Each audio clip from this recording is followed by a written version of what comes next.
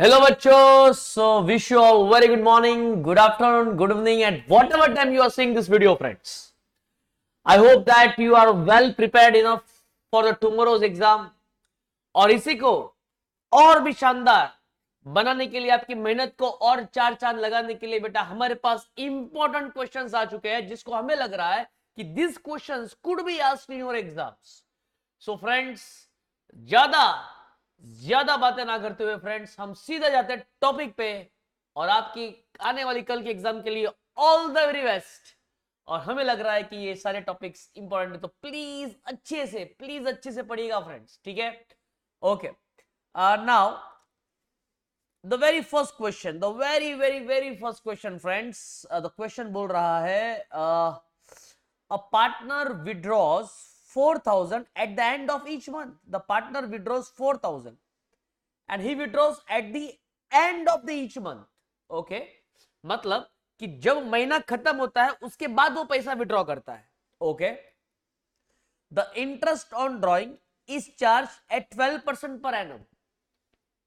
अगर वो पैसा ड्रॉइंग करेगा तो पार्टनरशिप फर्म उस पे 12% का इंटरेस्ट लगाएगा and that 12% is per annum.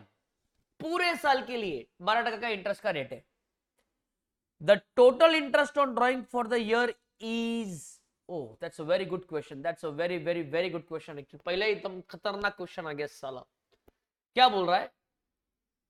A partner withdraws 4,000 at the end of each month. Okay, तो let's take an example friends. यहाँ पे अप्रैल है, मई, जून, जुलाई, अगस्त, ऐसे सब चालू रहेगा और लास्ट में मार्च महीने के अंदर अपना साल खत्म हो जाएगा. ठीक है. सो when the partner is withdrawing the money, the partner is withdrawing the money at the end of each month. At the end of each month. मतलब मुकुंद सर ये जो अप्रैल का महीना है he has not withdrawn at the beginning of the month, he has withdrawn at the end of the month. मतलब जैसे ही अप्रैल महीना खत्म हुआ तब उसने पैसा विड्रॉ किया. बराबर. ऑब्वियस ही बात है, जब से पैसा विड्रॉ करेगा तब से इंटरेस्ट लगेगा. मेरा आपसे पहला क्वेश्चन है, वो अप्रैल महीने के अंत में पैसा विड्रॉ कर रहा है तो क्या अप्रैल महीने का वो इंटरेस्ट देगा कि नहीं देगा? नहीं देगा. Very good. Because he has withdrawn the money at the end of the April month. right? yes. तो फिर वो अप्रैल का इंटरेस्ट क्यों देगा? राइट. तो फ्रेंड्स मेरे ख्याल से अप्रैल में जो पैसा विड्रॉ किया है वो कैसे, उस पे इंटरेस्ट कैसे लगेगा? the 4,000 he has withdrawn, उस पे क्वेश्चन बोल रहा है कि 12% का रेट है का इंटरेस्ट है. It is a 12%. But remember this 12% is for the entire year. और हमने अभी बोला कि Mukund sir he has withdrawn eight the end of the April, so he will not be charge for the month of April. इसलिए उसको interest भरना पड़ेगा मई, जून, जुलाई, अगस्त, सितंबर and मार्च तक. मतलब उसको 12 में से पहला महीने का इंटरेस्ट नहीं देना है. कितने महीने का इंटरेस्ट देना है? 11 महीने का. रुको. इतना समझ में आया? बच्चे लोग खेल से लेके धपा बैठ गए. रुको. But remember the question is not he has withdrawn at the end of the April. He has withdrawn 4,000 at the end of each month. Any man. बराबर है. तो फ्रेंड्स उसने 4,000 विड्रॉ किया है eight the end of may also. तो मे के withdrawal पे भी इंटरेस्ट लगेगा फ्रेंड्स. तो ही हैज विड्रॉन 4,000, उस पे 12% का इंटरेस्ट लगेगा. बताइए फ्रेंड्स, मे के अंत पे उसने पैसा विड्रॉ किया है तो इंटरेस्ट लगेगा जून, जुलाई, अगस्त, सितंबर, अक्टूबर, नवंबर, दिसंबर, जैन, फेब, मार्च. ऑब्वियसली बात है. सो जो मई महीने में पैसे विड्रॉ किया है उसके लिए 10 महीने का इंटरेस्ट लगेगा. वैसे ही अगर मैं और भी आगे जाऊं तो मित्रों he is also withdrawn in the month of June. तो वो 4,000 पे 12% इंटरेस्ट लगेगा. कितने महीने के लिए? जून के एंड में चार्ज, जून के एंड पे विड्रॉ किया तो इंटरेस्ट लगेगा जुलाई से, जुलाई अगस्त सितंबर अक्टूबर नवंबर दिसंबर जैन फेब मार्च, कितने महीने के लिए? 9 महीने के लिए। ओ माय गॉड सर, तो फिर सर जुलाई के लिए जब जाओगे तो 8 महीने के लिए, अगस्त के लिए जाओगे तो 7 महीने के लिए इंटरेस्ट लगेगा, सितंबर के लिए 6 महीने के लिए, इतना सारा इंटरेस्ट का अमाउंट आएगा, उतने सारे इंटरेस्ट का सब हर एक का कुछ ना कुछ अमाउंट आएगा, वो सारे अमाउंट को प्लस करना पड़ेगा। सर ये 1 घंटे के एग्जाम के अंदर ऐसा अगर ऐसा रहेगा तो 1 घंटे के एग्जाम के अंदर हम एक ही एमसीक्यू सॉल्व कर पाएंगे। तो सर कोई टेक्निक है क्या? Is there any technique by which we can solve this question within a minute? I don't want to do. हालांकि आपको वैसा ही करना पड़ेगा, अगर आपके पास थोड़ा बुद्धि रहेगा फ्रेंड्स, थोड़ा बुद्धि रहेगा तो आपको वैसा ही करना पड़ेगा। अगर कोई बोलेगा टेल मी, अगर कोई बोलेगा कि आपने दिसंबर के एंड पे you have withdrawn the money at the end of December, आपको 4,000 पे इंटरेस्ट देना पड़ेगा 12%। कितने महीने के लिए आपने पैसा कब विड्रॉ किया है? दिसंबर के एंड पे, तो जनवरी फरवरी मार्च, उस पर 3 महीने के लिए देना पड़ेगा। तो ऐसे तो बेटा आपको लास्ट तक जाना पड़ेगा, आप पागल हो जाओगे बेटा। तो मुकुल सर के पास एक टेक्निक है फ्रेंड्स, इसको लगा डाला तो लाइफ जिंगा लाला। ठीक है, तो इतना लंबा चौड़ा ना करते हुए we have a technique by which we can find the interest on drawing. Okay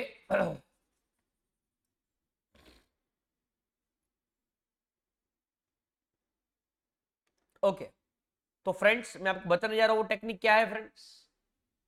okay, I would say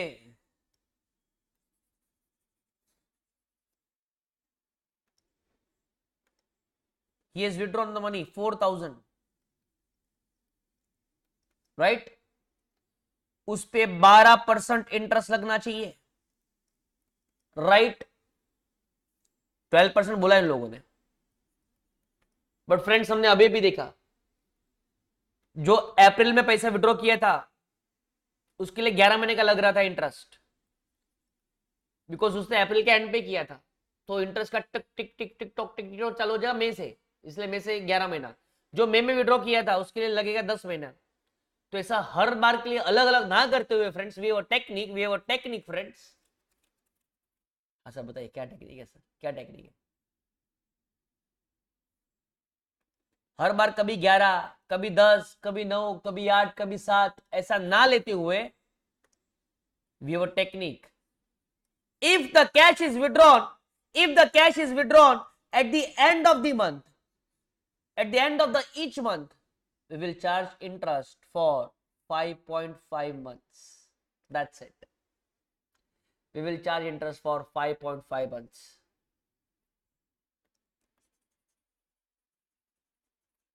okay, ये टेक्निक आपको याद रखनी है। ठीक है, कभी 11 महीने के लिए होता था, कभी 10 के लिए, कभी 9 के लिए, कभी 8 के लिए, तो सबके लिए निकालो फिर जो आंसर आएगा उसको प्लस करो, सबके लिए निकालो फिर जो आंसर आएगा उसको प्लस करो। ऐसा ना करते हुए हमें क्या करना पड़ेगा? Directly we will calculate the interest for 5.5 months, ये आपको याद रखना है। तो फ्रेंड्स आइए फटाफट हम कैलसी लेते हैं और कैलसी में हम निकाल लेते हैं सर कि क्या आंसर आना सही है। मैंने लिया 4,000 इंटू 12% इंटू 5.5 डिवाइड बाई 12 अगर मैं करूं, इट इज 18.33। सर ऐसा तो कोई ऑप्शन ही नहीं दिया है। अबे गांडू, 4,000 is withdrawn, 4,000 is withdrawn eight the end of each month, मतलब उसने ड्राइंग किया 4,000 का ड्राइंग किया क्या? उसने पूरे साल में कितना ड्राइंग किया है? उसने पूरे साल में 4,000 का ड्राइंग किया उसने हर मंथ में, तो पूरे साल का कितना ड्राइंग होता है? पूरे साल का ड्राइंग होता है 4,000 इंटू 12 मंथ्स, मतलब 48,000। तो this is the first blunder that a student will make. बराबर है, 4,000 तो हर एक महीने में करता है, हमें इंटरेस्ट निकला है पूरे साल का, हमें इंटरेस्ट निकला है पूरे साल का। तो पूरे साल का ड्राइंग कितना है? तो फ्रेंड्स पूरे साल का ड्राइंग 4,000 नहीं है, पूरे साल का ड्राइंग 4,000 नहीं है मित्रों, पूरे साल का ड्राइंग 4,000 इंटू 12 महीने है। ठीक है, तो अब अगर मैं इसका आंसर निकालू, it is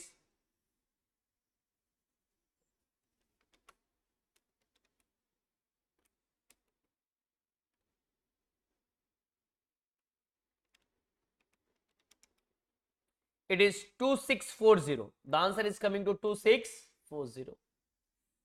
Here it is. Okay, friends. So please remember, it was a good technique to solve. Okay. Sir, what if? Sir एक डाउट है. बोलो क्या डाउट है बेटा? बोल, बिंदास बोल तेरा डाउट. हाँ सर, डाउट ये है कि आपने बोला कि अगर 4000 विड्रॉ किया है eight the end of each month, तो हमें क्या लेना है? 5.5 अपन 12 लेना है. सर व्हाट इफ अगर एग्जाम के अंदर question eight the end of each month नहीं आया, और एग्जाम में अगर आया eight the beginning of the month, eight the and नहीं आया, eight the beginning of each month आया, तो मुकुंद सर क्या करेंगे? तो मेरे बच्चे, मेरे रसगुल्ले, मेरे गुलाब जामुन, ध्यान दे इधर. तो तू क्या करेगा? वही 4000 हर एक महीने का ड्राइंग है. Please multiply with the 12 months, तो you will get the drawing for the entire year. अब ये पूरे साल का जो ड्राइंग किया है, ये जो पूरे साल का ड्राइंग किया है, उस पर क्वेश्चन क्या बोल रहा है? There is a 12% interest. Yes बेटा, 12% इंटरेस्ट लगा रहे हैं. बट मुकुंद सर, अभी क्वेश्चन ये आता है कि we have withdrawn at the beginning of the month. We have withdrawn at the beginning of the month, तो हमें 5.5 से मल्टीप्लाई करेंगे? नहीं. If you have withdrawn at the beginning of the month, तो मल्टीप्लाई करना विद 6.5. ओके, फिर आपका जो आंसर आएगा दैट इज योर आंसर. तो समझ गए? क्या समझे बेटा? क्या समझे बेटा? If you withdrawn at the end of each month, then interest को प्रोवाइड करना है for 5.5 months. But if you have withdrawn money at beginning of each month, then you will provide the interest for 6.5 months. आपने starting में ले लिया ना, इसलिए एक बढ़ा देना. आपने पैसा स्टार्टिंग में उठा लिया, एट द बिगिनिंग उठा लिया, तो एक बढ़ा देना, एक महीना बढ़ा देना. ठीक है बच्चे मेरे लाल? ओके, भूलेगा नहीं. Very very important. ये नहीं आया ना बेटा, मैं कल से पढ़ाना छोड़ दूंगा बेटा. सच बोल रहा हूँ, ये आएगा ही आएगा. Eight the beginning of the month, eight the end of the month. चलो ठीक है.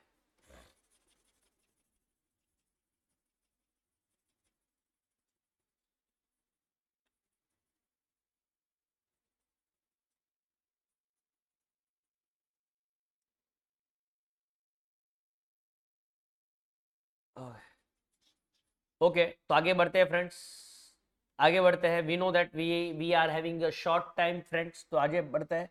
एक बार यहाँ पे सॉल्यूशन वापस लिख देता हूँ. We have withdrawn 4000 at the end of the each month. I will say 4000 into 12 months is the entire year drawing.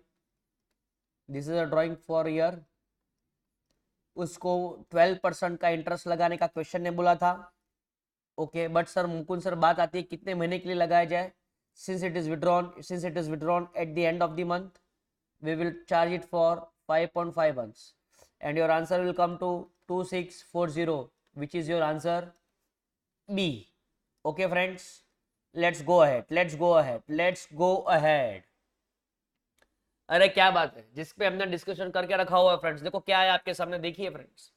A and B shared the profit in 3:2. C was admitted for 1/5 share, which he acquires equally from A and B.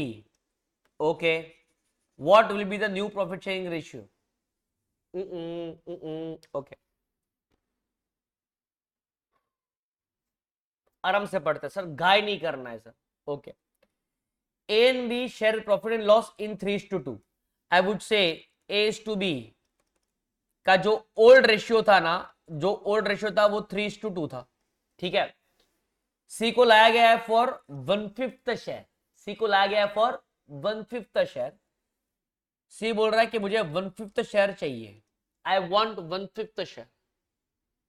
ठीक है. which he acquires equally from A and B. वो बोला कि फिर उसने क्या किया, मुझे 1/5 चाहिए. मुझे 1/5 कौन देगा?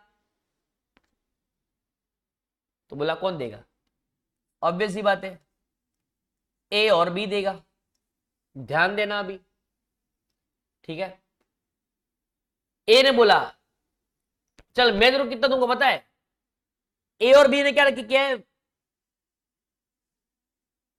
कि हम लोग, बोलो बोलो बोलो, यस, कि हम लोग इक्वली देंगे। हम लोग क्या देंगे बेटा? इक्वली। मतलब कहने से 1:1 देंगे, मतलब इक्वली देने वाले हैं हम लोग शेयर। मतलब तुझे जो 1/5 चाहिए ना बेटा, तुझे जो 1/5 चाहिए ना, ए कितना देगा? 1/2, आधा देगा ना। तुझे जो चाहिए उसका आधा मैं तेरे को दूंगा, बराबर, यस। और बी, बी कितना देगा सर? बी कितना देगा? बी कितना देगा? ओके, बी कितना देगा बेटा? बी, बी आधा ही देगा। हेलो, यस और यस, यस। तो अगर इसका हम लोग आंसर निकाले, this will be 1/10 and B will be 1/10। Multiply कर रहा हूं, 1 इंटू 1 1 और 5 इंटू 2 10। मतलब ए अपने में से कितना शेयर दे रहा है? 1/10। बी कितना दे रहा है? 1/10। Okay, so let's calculate the new ratio. New ratio is equal to, what is the formula? New ratio is equal to old ratio minus sacrifice ratio. आइए निकालते हैं ए बी और सी तीनों का न्यू रेशियो निकालते हैं friends. Okay, what is the old ratio? What is old ratio of A? The A का old ratio was here 3/5. What is the B का old ratio? What was the B का old ratio? B का old ratio was 2/5. ठीक है, फिर क्या हुआ sir? फिर क्या हुआ? इसमें से हर एक जन ने अपना अपना कुछ सेक्रीफाइस किया। ठीक है, what A has sacrificed? What A has sacrificed? The A has sacrificed 1/10. ठीक है, A has sacrificed 1/10. I would say 1/10. And what B has sacrificed? B has also sacrificed 1/10 from his share. Okay, this was a technique that I had shown you, friends. Please. Okay. I would अभी कैसे निकल गए बोलो? क्या denominator same है? नहीं है। याद है ना बेटा ये टेक्निक? डिनोमिनेटर सेम नहीं है तो शादी नहीं हो पाएगी। तो हम लोग क्या करेंगे फ्रेंड्स? थोड़ा मेहनत करना पड़ेगा दिन और रात में।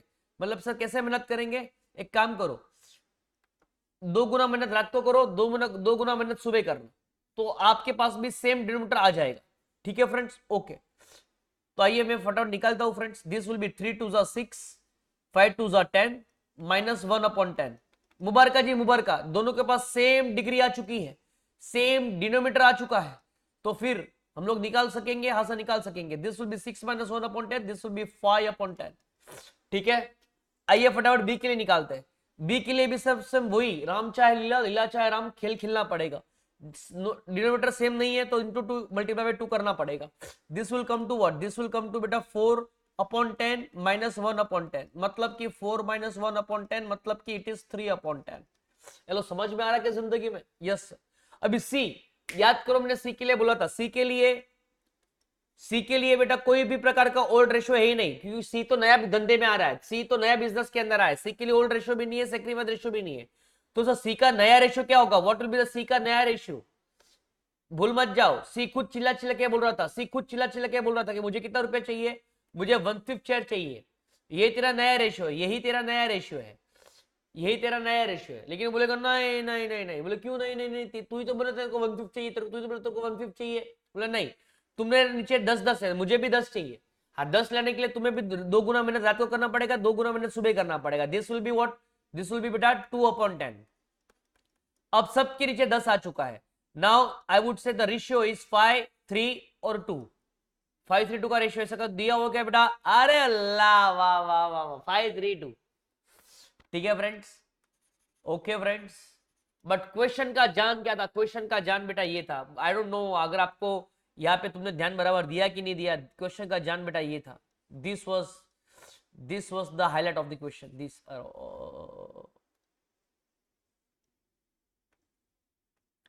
This was the heart, this was the heart. Okay, क्योंकि क्वेश्चन क्या बोला था, वापस एक बार रीड करके बता दे तो बेटा तुम लोगों को, एक बार वापस से बता दे तो बेटा तुम लोग को। C was admitted for 1/5 share which he acquires equally from A and B। बराबर है, C आया 1/5 के लिए and is acquiring this 1/5 equally from A and B। मतलब A और B का रेशियो क्या आ गया? 1:1। बराबर कि नहीं? मतलब A क्या बोलेगा? देख C, तेरे को 1/5 चाहिए, रेशियो इज 1/2, 1:1 ना बेटा। बी भी बोलेगा ठीक है तेरे को 1/5 चाहिए, मैं भी तेरे को दूंगा 1:2, मतलब 1:1, मतलब हाफ हो गया। मतलब ए ने इतना सेक्रीफाइस किया, बी ने इतना सेक्रीफाइस किया। Please put this into formula, you will get your answer. ठीक है friends, very very important, exam में ये भी आ सकता है। मुझे ये भी बहुत अच्छा लगा, it was very good question, it was very good trick. Okay let be, आगे बढ़ते हैं फ्रेंड्स, आगे बढ़ते हैं। The cost of the revenue from the operation, the cost of the revenue from the operation is 6 lakh. Inventory in the beginning was 1.5 lakh. Inventory का मतलब क्या होता है मुकुल सर? Inventory का मतलब होता है स्टॉक। बिगिनिंग मतलब कि opening stock, this is your opening stock. Inventory at the beginning मतलब कि opening stock is 1.5 lakh. Inventory at the and, अभी अब तुम लोग कितना स्मार्ट है, इन्वेंट्री एट द एंड का मतलब तुमको समझ में आ गया रहेगा। इसका मतलब क्या होगा बेटा? Very good, closing stock. बहुत बढ़िया जा रहे हैं बेटा जिंदगी में। ओपनिंग स्टॉक दिया है, क्लोजिंग स्टॉक दिया है, ठीक है। Cost of the revenue, revenue मतलब सेल्स। हाँ बोल, हाँ बोल, हाँ हाँ, रेवेन्यू मतलब सेल्स। बिजनेस को क्या रेवेन्यू हो सकता है? बिजनेस को सबसे बड़ा इनकम वही है, सेल्स। ओके, उसका कॉस्ट तो करना क्या है समझ में नहीं आ रहा, करना क्या है सर वो बोलो ने। Inventory turnover ratio, this is something not in your 12th friends, but exam में आ सकता है। ये आपके 12th में नहीं है। एक काम करो, एक फॉर्मूला लिख दो, ये फॉर्मूला है बेटा, आपको याद रखना पड़ेगा। This is a formula. Formula for what, Mukul sir? The formula for the inventory turnover ratio. Okay. What is the formula for inventory turnover? What is the inventory turnover ratio का formula क्या है? ITO का formula क्या है Mukul sir? The formula is बेटा COGS. What my dear? COGS मतलब कि cost of goods sold divided by average stock. This is your formula. Yep, this is your formula, friends. Okay. COGS, cost of goods sold divide by average stock. Sir average stock मतलब क्या हुआ? Average stock का मतलब होता है opening stock plus closing stock divide by 2, तभी तो average निकलेगा। ओके ओके बेटा, आजा तेरे को आंसर दिखाता हूं, आजा बेटा तेरे को आंसर दिखाता हूं। आई थिंक सीओजीएस अपने को दिया था। What is COGS? Cost of goods sold, that is the cost of the goods sold, मतलब cost of revenue. Okay okay, so what is your COGS given? It was ready-madely given to us, it was 6 lakh. Okay, it was Mukul sir 6 lakh. Sir, divided by average stock, what is the average stock? I would say average stock is equal to opening stock plus closing stock divided by 2. Yes, what was opening stock? It was 1.5 lakh. What was closing stock? It was 1 lakh. को plus करके divide by 2 करना, it will come to 1,25,000 friends.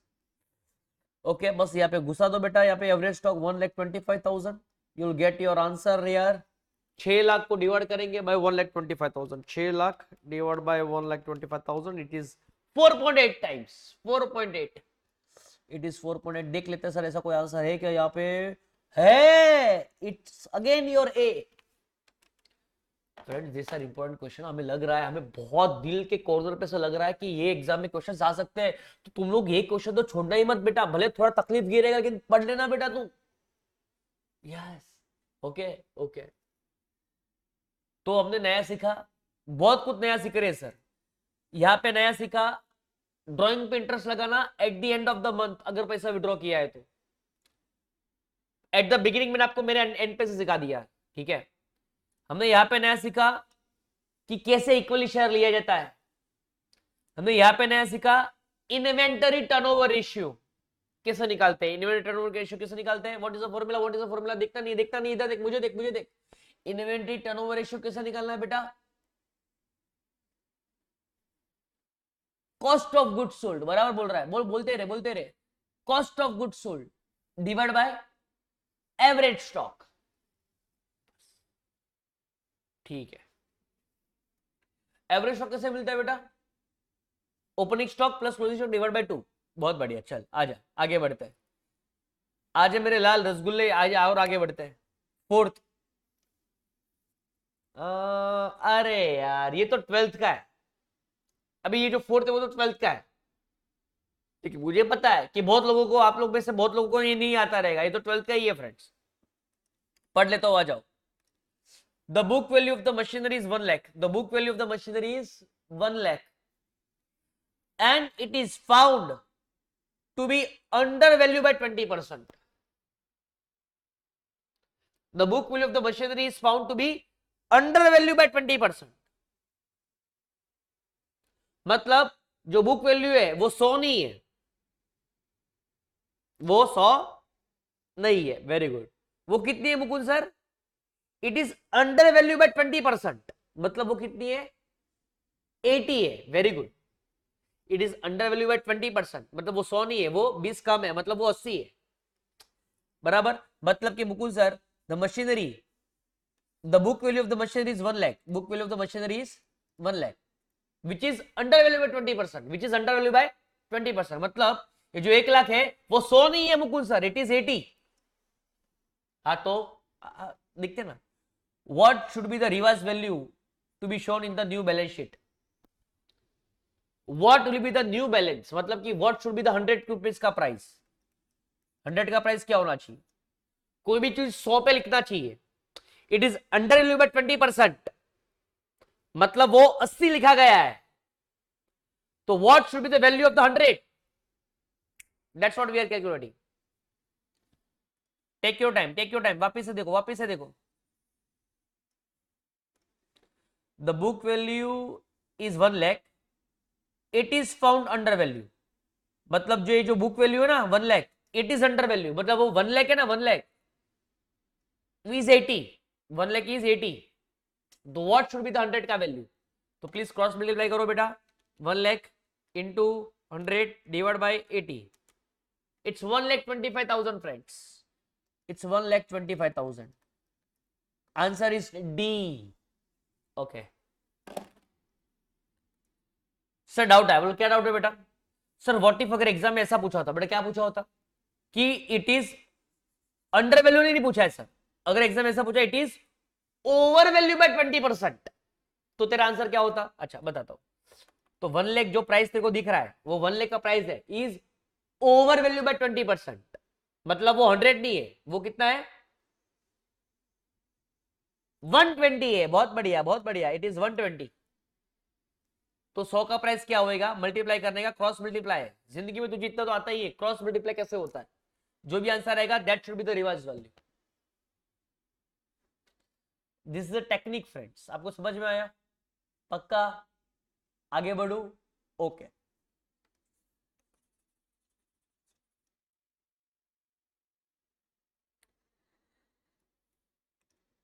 Fifth question पे जाते हैं बेटा। Fifth question क्या बोल रहा है? The cash is paid to acquire the fix asset. Cash is paid, हमने पैसा पे किया, to acquire the fix asset, fix asset को लेने के लिए। फिक्स असेट का मतलब क्या होता है?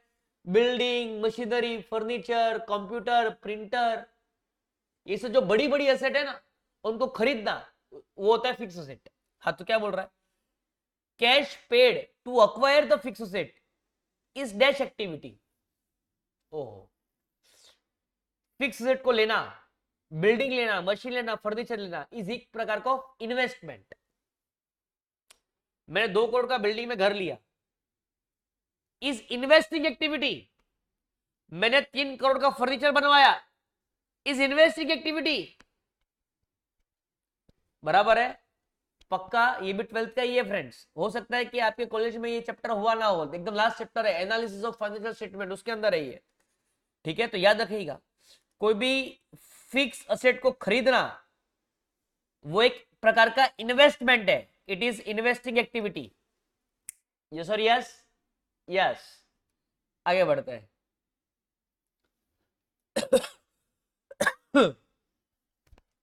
अभी 6 क्वेश्चन, वाह ये भी बहुत बढ़िया, ये भी 12th का ही है फ्रेंड्स।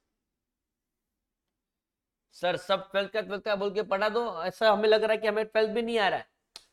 अरे तो वो ये सब लास्ट के चैप्टर्स है जो आपको पढ़ाए नहीं गए रहेंगे शायद से, इसलिए। चलो आगे बढ़ता है। The current ratio is 2.5:1। The current ratio is 2.5:1। What is current ratio my dear? आपको पता रहना चाहिए, नहीं पता बता देता हूं। करंट रेशियो का फॉर्मूला दिया है बेटा जिंदगी में, current ratio is equal to current asset upon current liability, ये फॉर्मूला है बेटा। Current ratio is equal to current asset upon current liability, ठीक है, ओके। तो क्या हुआ sir, current ratio is 2.5:1, okay. तो करंट रेशियो कितना दिया है, इट इज 2.5 अपॉन 1, अपॉन 3.5 मत करना, ओके, अपन 1 ही लिखना पड़ेगा यहाँ पे, ये रेशियो को इस तरह से ही बोला जाता है, ठीक है, ओके। Current ratio is 2.5:1। इसका मतलब क्या होता है कि अगर आपके बिजनेस के अंदर लायबिलिटी 1 रुपया है, इसका मतलब क्या होता है ये समझिए फ्रेंड्स, इसका मतलब समझिए, इट इज 2.5:1 का मतलब क्या होता है, इसका मतलब ये होता है मुकुंद सर कि अगर आपके बिजनेस के अंदर 1 रुपए का लायबिलिटी है तो आपकी एसेट कितनी है, 2.5 आपकी एसेट है, मतलब 2.5 गुना। आपकी लायबिलिटी अगर 1 रुपया है तो 2.5 गुना आपकी एसेट है, करंट एसेट है, इसका मतलब ये होती है, ठीक है। ये इसका मतलब बता दिया, डिटेल में और जान सकते हैं, अभी अपने पास वक्त नहीं है, कल एग्जाम है, ठीक है, ध्यान दो बेटा, ठीक है। आगे क्या बोल रहा था, आगे तो बढ़ो सर, हाँ। The current ratio is 2.5:1, working capital is 60,000, working capital is 60,000, okay. So what is working capital sir, what is working capital बता सकते हो क्या, यस बेटा बता देता हूं, देख, वर्किंग कैपिटल का फॉर्मूला है current asset minus current liability. O my God, current asset minus current liability is working capital, current asset upon current liability is current ratio. हाँ बेटा हाँ, तो करंट रेशियो कैसे निकलता है, current asset upon current liability, working capital current asset minus current liability, okay sir. तो बताइए ना सर क्या हो गया, क्या हो गया, तो हाँ, तो वर्किंग कैपिटल इज 60,000, ये क्वेश्चन बोल रहा है, इतनी माहिती आपको दे रहा है। फिर calculate the value of current asset, what is the current asset का वैल्यू वो बताइए। अगर फ्रेंड्स आप लोग मैथ स्टूडेंट है ना, तो इतनी बात पे से आप बहुत कुछ जान सकते थे फ्रेंड्स। ये इक्वेशन आपको मैंने दे दिया है, अभी कोई भी बंदा है ना बेटा, इसका आंसर निकाल सकता है। हाँ हाँ बेटा सच बोल रहा हूं मैं, झूठ नहीं बोल रहा हूं बेटा। एक काम करो, find out the value of current asset बोल रहा है ना, ठीक है।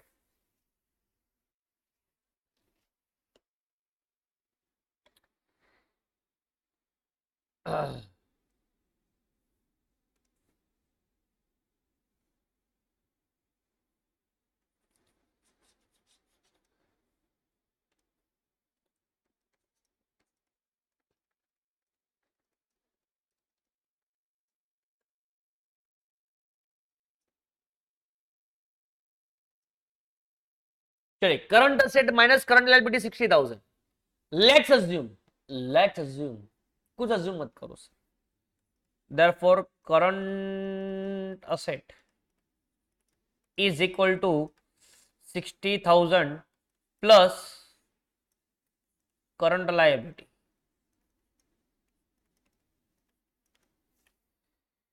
ओके, यस और यस, नहीं, एक काम करो सर, इसको घुमाने से अच्छा है, इससे थोड़ा और, आंसर तो कैसे भी आता है गांडू, आंसर तो टेंशन मत ले तू, कौन सा इजी वे वो देख। सर एक काम करते हैं, अब क्या काम करते हैं, current ratio is current asset upon current liability, okay, therefore can I से करंट, देखो इसको इधर लेके मल्टीप्लाई करो और इसको इधर मल्टीप्लाई करो, बराबर कि नहीं, यस। तो current asset into 1 is current asset is equal to current liability को वहां पे मल्टीप्लाई करो 2.5 is equal to 2.5 times current liability.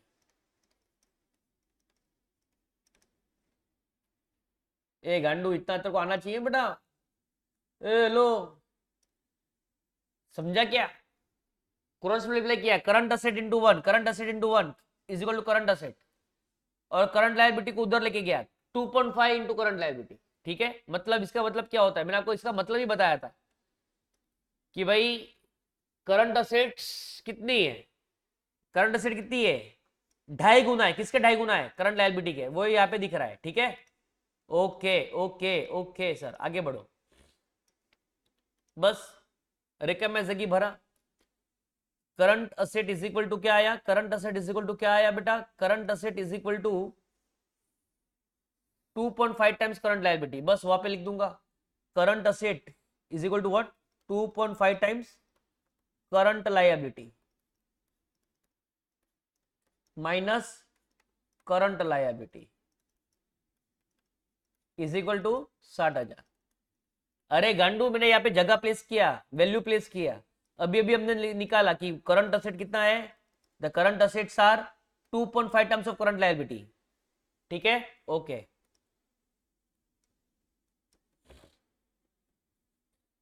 तो हमको सर इसको सॉल्व कर सकते हैं क्या, यस बेटा, 2.5 current liability minus current liability, इसका मतलब क्या हो गया, मतलब इसका मतलब ये हो गया बेटा, कुछ नहीं है, उसका मतलब आगे एक है, मतलब 2.5 में से एक गया तो 1.5, मतलब 1.5 current liability is equal to 60,000।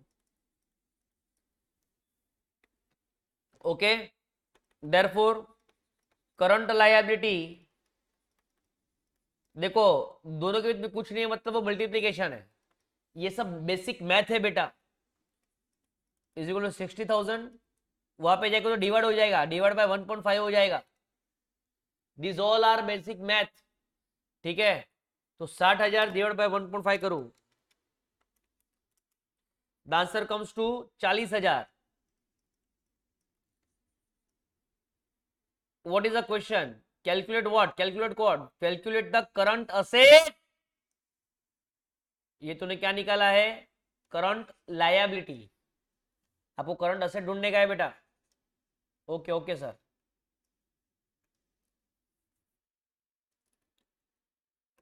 therefore current asset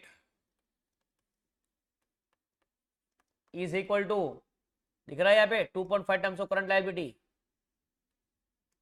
2.5 into current liability, मतलब 2.5 into 40,000 is equal to 1,00,000। Current asset is 1,00,000, current asset is 1,00,000। Oh my god, what is धूम धूम, I don't find this dhumtanana. It is very simple. It's just a basic math that you need to apply. Again, please remember. You just need to remember the formula, beta. What is the formula here? What is the formula? That's what you need to remember here. The formula is current ratio is equal to 2 current asset upon current liability. This is the first formula. Okay. The current ratio is equal to current asset upon current liability. वहां से तुमने क्या निकाला, therefore current asset is equal to 2.5 times of current liability। ये हो गया तेरा। ठीक है, आगे बढ़ आगे बढ़। फिर तूने क्या किया बेटा, फिर तूने क्या किया, working capital is equal to current asset minus current liability. अभी अभी निकाला करंट असेट कितना है, it is 2.5 times of current liability. ठीक है, 2.5 current liability minus 1 current liability is 2.5 में से एक गया तो कितना बचा, 1.5, तो 1.5 करंट लायबिलिटी, दोनों की कितनी है, मतलब मल्टीप्लाई है, वो उधर जाएगा तो डिवाइड हो जाएगा, डिवाइड कर दिया। इस तरीके से तूने बेटा आंसर निकाल दिया current liability. But the question was not about current liability, the question was about current asset. Okay, फिर तूने वो भी निकाल दिया बेटा। ठीक है, कैसे निकाला कि current asset is equal to 2.5 times of current liability. ठीक है, चलो आगे बढ़ते हैं फ्रेंड्स, ये भी करके जाना, बहुत इंपॉर्टेंट है, ये भी बहुत इंपॉर्टेंट था बेटा। 6 आ जाओ बेटा, 7th करते हैं, 7th कर लेते हैं बेटा, आ जाइए। ठीक है सर, ऐसे कितने सारे क्वेश्चंस हैं, oh my god, there are totally 26 questions, sir थोड़ा स्पीड बढ़ाना पड़ेगा। हाँ ठीक है, चलो आ जाइए, बढ़ाते हैं। 7th में पढ़ रहा हूँ बेटा, 7th पढ़ रहा हूँ बेटा।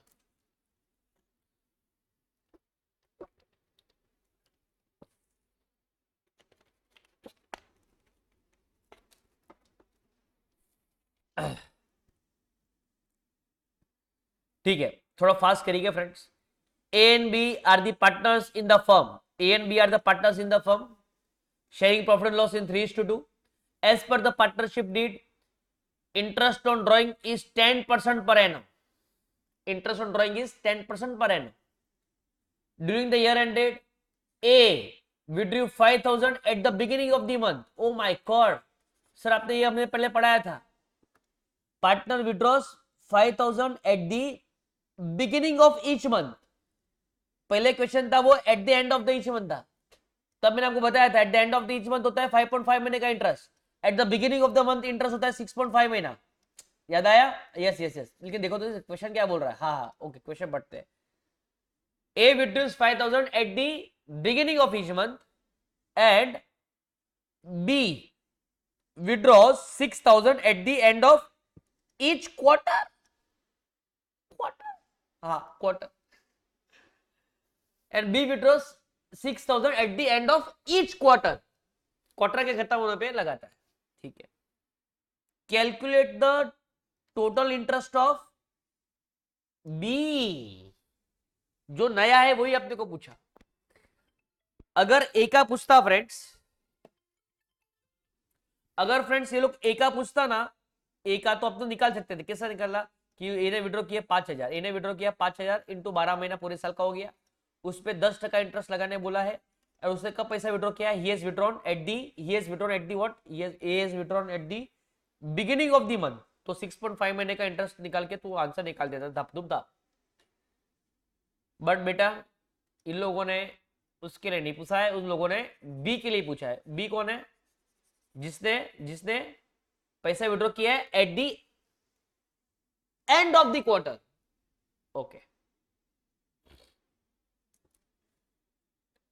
तो फ्रेंड्स अभी ये तो आप लोगों को करना ही पड़ेगा फ्रेंड्स. इन्होंने विड्रॉ किया 5,000. ध्यान देना प्लीज, बराबर ध्यान देना.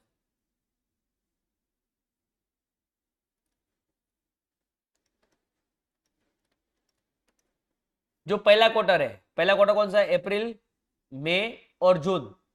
वो खत्म होते ही उसने पैसा विड्रॉ किया 5,000.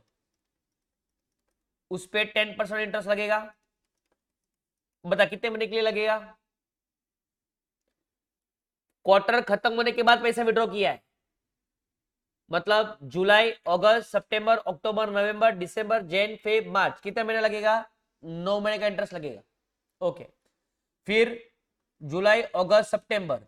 जैसे सितंबर खत्म हुआ वापिस उसने 5,000 रुपया विड्रॉ किया. ठीक है. Okay okay. सितंबर में जो पैसा विड्रॉ किया उसका इंटरेस्ट लगेगा अक्टूबर, नवंबर, दिसंबर, जैन, फेब, मार्च. कितना महीना हो गया बेटा? 6 महीना हो गया. सितंबर बाद अक्टूबर, नवंबर, दिसंबर.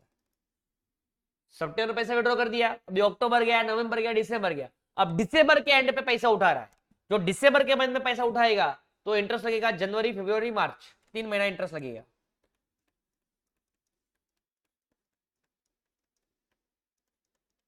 बराबर. और फिर जनवरी, फरवरी और मार्च. और मार्च जैसे ही खत्म हुआ, मार्च खत्म होते ही उसका इंटरेस्ट लगना बराबर है. मार्च खत्म होते ही उससे 5,000 उठाया. अभी ये कितने महीने के लिए इंटरेस्ट लगेगा? मार्च के एंड में पैसा उठाया, कितने महीने का इंटरेस्ट लगेगा? 0. सर क्यों 0? अरे भाई दिसंबर में पैसे उठाया तो उसका इंटरेस्ट जनवरी, फरवरी, मार्च में लगता, 3 महीने लगता था. अभी जो मार्च में उठाया है, मार्च से लेके मार्च तक कितना महीना होता है? 0, क्योंकि eight the end of the month उठा रहा है. बराबर. ओके. बस फटाफट. ये तो मेरे बच्चे भी कैलकुलेटर के एकदम मास्टर बन चुके हैं. इसके आंसर निकाल सकते हैं. 5,000 पे into 10.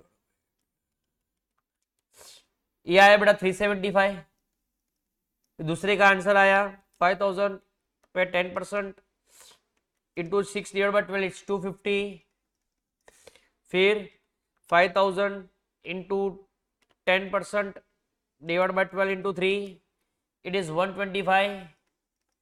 and this anything multiply by 0 will give you 0, right? okay. तो अगर मैं सबका प्लस करूं 375 प्लस 250 प्लस 125 इट इज 750.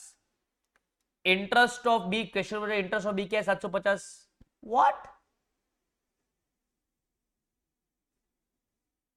अरे यार, क्या गलती किया बताइए, क्या गलती किया? क्लियर लिखा है बी विड्रॉ 6000 और बुकुल सर आप कितना ले रहे हो? 5000। गलत है ना? ठीक है, तो बस मेरे को यहाँ पे हल्का सा थोड़ा बदलाव करना पड़ेगा। I need to charge interest not on 5000 but on the 6000। तुम लोग भी मेरे को बोल सकते थे ना यार, क्या तुम लोग भी यार। चलो 6000 कर लेता हूँ मैं यहाँ पे। चलो, तो अगर मैं इसको करूँ बेटा 600 into 9, it is 450 here, 300 here, 150 here. The answer is 900. Oh yes, it is C. It is C. Okay. Okay बेटा, ओके बेटा, ओके ओके ओके। आ जाइए, आगे बढ़ते हैं।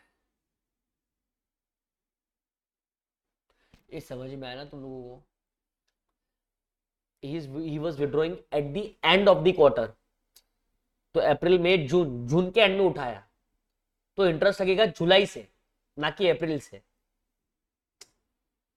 फिर दूसरा क्वार्टर आता है जुलाई अगस्त सितंबर, तो उससे पैसा उठाया सितंबर में, तो इंटरेस्ट लगेगा अक्टूबर नवंबर दिसंबर से लगेगा, अक्टूबर दिसंबर Jan Feb March.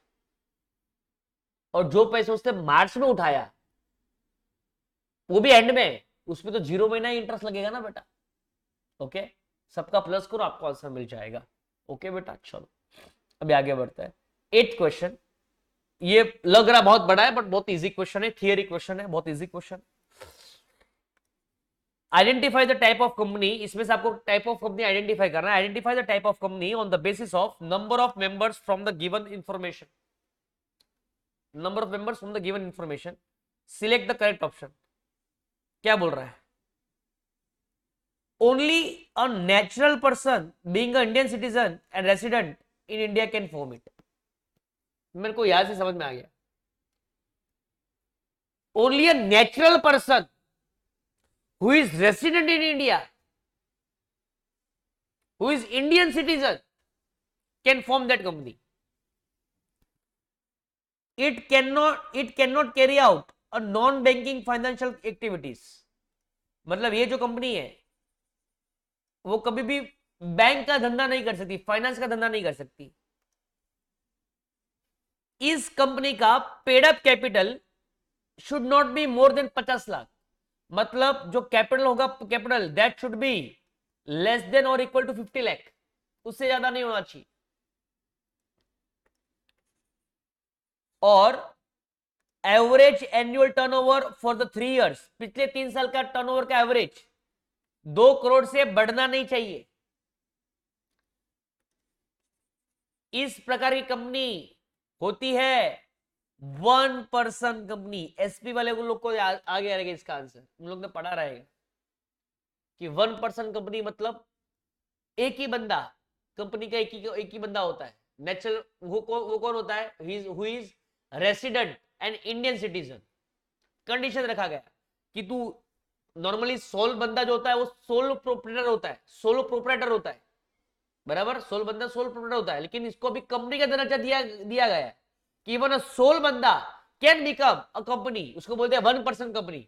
The condition is उसका capital should not be more than 50 lakh, उसका average turnover of the previous 3 years should not be more than 2 crore, and he can never ever enter into the business of the banking and finance. बराबर है? ये सब तो condition थी, आपको सिर्फ इतना पढ़ देना ना कि natural person can become a company. Yes, it is a 1 person company, that's it. Okay, आगे बढ़ते हैं फ्रेंड्स। अरे यार वापिस से लोग क्या है, रेशो कर, छोड़ कोई बात नहीं। P and Q are the partners in the firm sharing profit and loss in the 5:3। P and Q 5:3 में बांट रहे प्रॉफिट लॉस। दे एडमिटेड, किसको एडमिट किया? R for 7/16 share which he acquires 5/16 from P and 2/16 from Q. What is the new ratio?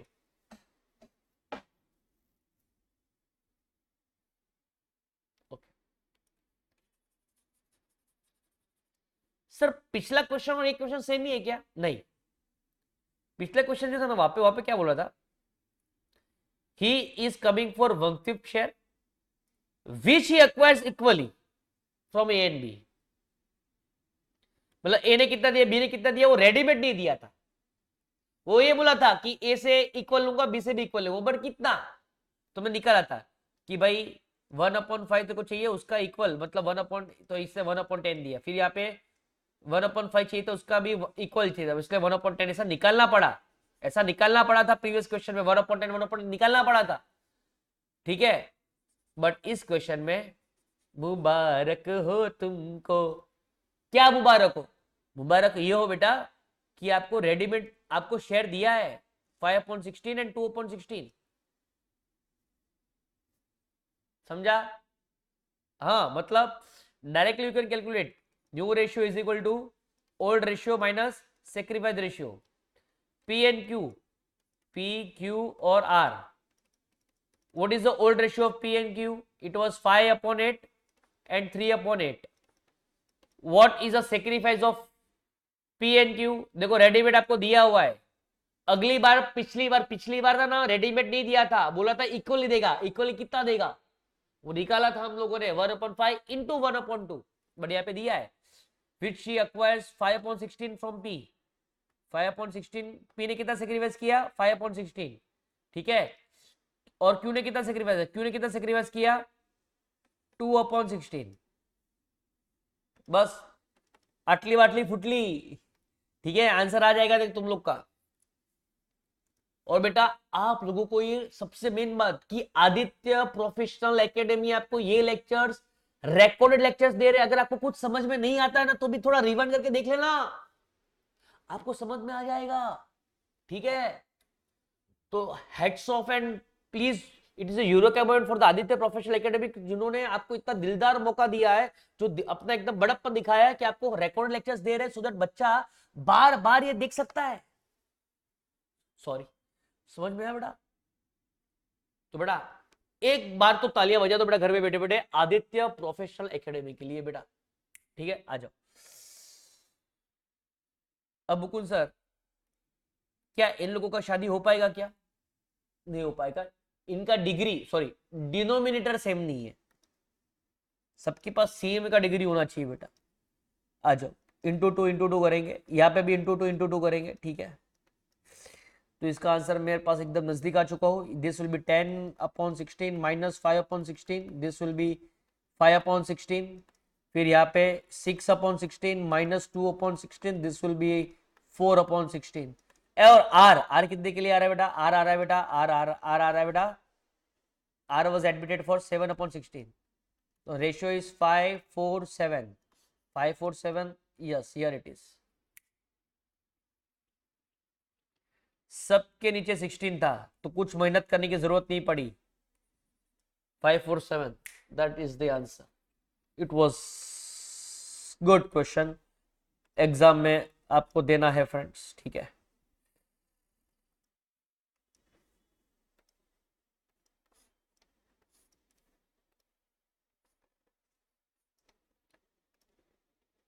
Mukund sir और आगे बढ़ो ना। हाँ बेटा आगे बढ़ता हूं, तेरे लिए सब कुछ बेटा, इधर आगे आगे आ जा। Calculate the inventory turnover ratio, अभी अभी हमने किया था इन्वेंटरी टर्नओवर रेशियो, अभी अभी किया था फ्रेंड्स हम लोगों ने। हाँ हाँ हाँ, ओके ओके ओके। सर कैसे निकालते हैं फॉर्मूला, याद है आपको? हाँ सर मुझे याद है, मुझे से एकदम बराबर याद है। Inventory turnover ratio is equal to COGS upon average stock, ठीक है, ठीक है, okay. With the help of following information calculate करना है inventory turnover ratio. Inventory at the beginning is obviously but it is opening stock, and inventory at the end is obviously it is a closing stock. Okay, okay. So from these two we can calculate the average stock. Therefore average stock is equal to, I would say, opening stock plus closing stock divided by 2. Opening stock was 24,000, closing stock was 28,000, divided by 2 करेगा, it will be 26,000. Okay, मुबारक हो मुबारक हो, आपको गर्मा गर्म average stock पता मिल चुका है, it is 26,000. Okay, but in the last question the COGS was ready-made was given to us, but this time COGS is not given to us ready-made. they have घुमा फिरा के आंसर आपको दिया हुआ है. Okay, what they have given friends, net purchase is 48,000, the wages is 10,000, revenue from the operation is 55,000, the carriage inward is 7,000. Sir दिया ना, sir दिया ना, रेवेन्यू फ्रॉम ऑपरेशन दिया ना सर 55,000. ना, we don't want revenue, we want cost of revenue. We don't want revenue, we don't want revenue, we want cost of the revenue. समझा? Okay, so please बच्चा, मेरे लाल, मेरे रसगुल्ले, मेरे गुलाब जामुन, तू प्लीज 55,000 लिख के आंसर मत आना, तो बेटा गई भैंस पानी में. And it is such a best that will never come out of pani. Don't write 55,000 because 55,000 is a revenue, and we don't want revenue, we want the cost of the revenue. Okay. So how to calculate the cost of the revenue? It is very simple friends. Please understand the formula of the COGS here also. The COGS का formula is, सुनना बराबर, COGS का formula is opening stock plus purchase plus purchase cost minus closing stock.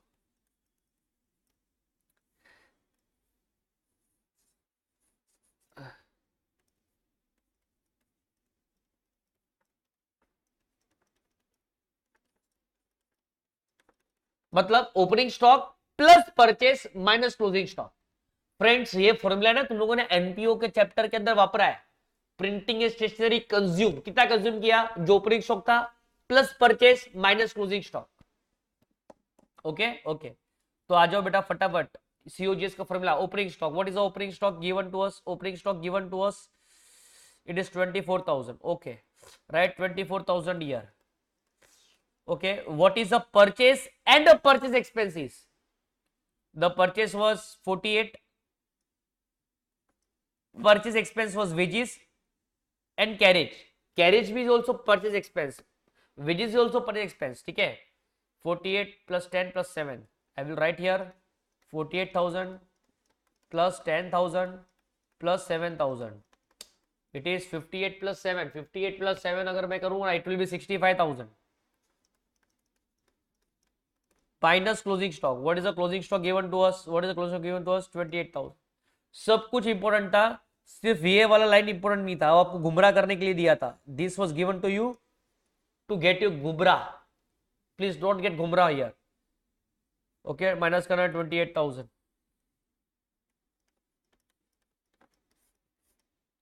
It is 61,000.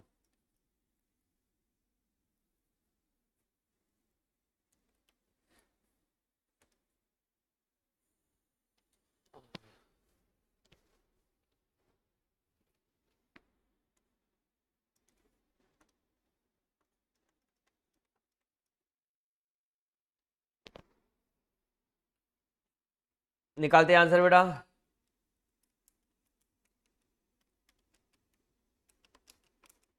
61,000 divided by 26,000, it is 2.34. The answer comes to 2.34 times. Let's check out. Do we have that answer? Yes, it is. Yes, we have found it out. 2.34. Okay, that's good. That's very good. Okay, so हमने इस बार क्या नया सीखा? We just learned the formula of the COGS. COGS is opening stock plus purchase minus closing stock. Remember, we want the cost of operation and not the revenue. We don't want revenue, we want the cost of revenue. Okay, let it be. आगे बढ़ते हैं friends. Wow, 11th क्या पूछ रहा है? Again it's a theory question. The share options outstanding. Share options मतलब हमने option दिया था कि आप चाहो तो हमारे शेयर्स कम भाव पे ले सकते हैं, ऐसा हमने ऑप्शन दिया है. ओके, तो share options outstanding has been recognised as a separate item under. अच्छा, शेयर ऑप्शंस भी एक प्रकार का शेयर कैपिटल ही है friends. It is share capital. Answer is share capital. मैंने किसी को ऑप्शन दिया है, अगर आपको अच्छा लगे तो हमारा शेयर ले लेना. It's a share capital only.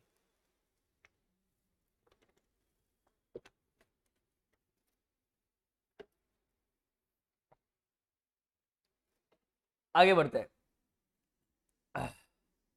Question number 12 क्या बोल रहा है? क्वेश्चन नंबर 12 क्या बोल रहा है बेटा?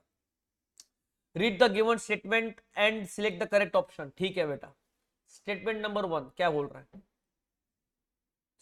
द आउटगोइंग पार्टनर, जो पार्टनर जा रहा है, the outgoing partner account is settled as per the partnership deed.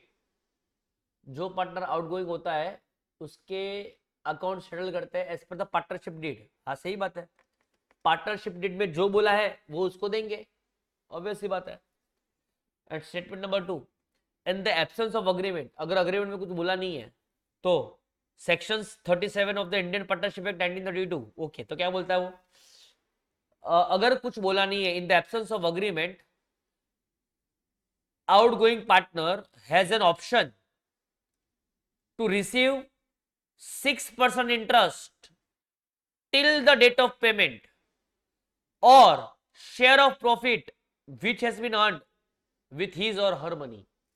wow, ये बोला है भाई उसने कि भाई जब भी पार्टनर जाएगा, हो सके तो पार्टनर जिस दिन जा रहा है उसी दिन पूरा का पूरा पैसा उसको दे दो। अगर रिटर्निंग पार्टनर जा चला गया है, आपने उसको पैसा नहीं दिया, तो रिटर्निंग पार्टनर उन पैसों पे 6% इंटरेस्ट मांगेगा, नहीं तो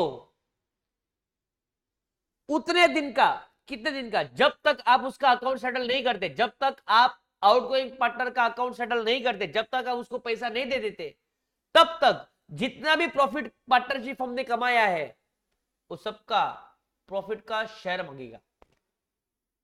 इसलिए हो सके तो जिस दिन पार्टनर रिटायर होता है उसी दिन उसका अकाउंट सेटल कर दो, उसको पैसा दे दो। अगर आपने पैसा नहीं दिया ना, तो रिटर्निंग पार्टनर के पास 2 ऑप्शन है। क्या 2 ऑप्शन है? या तो 6% इंटरेस्ट मांगता है वो कि मेरे को 6% इंटरेस्ट दो, जब तक मेरे को पैसा नहीं दोगे तब तक मेरे को 6% इंटरेस्ट दो, नहीं तो मुझे शेयर दो इन प्रॉफिट, कि मेरे जाने के बाद जितना पैसा पार्टनरशिप हमने कमाया उससे मेरे को मेरा अधिकार चाहिए। ऐसा पार्टनरशिप एक्ट ने बोला है। Yes, is also true. क्या बात है, आपको कुछ नया जानने मिला? Very very very good. The both statements are correct. इसका कुछ आंसर है क्या? Yes, C is the answer. Both statements are correct, A and B both.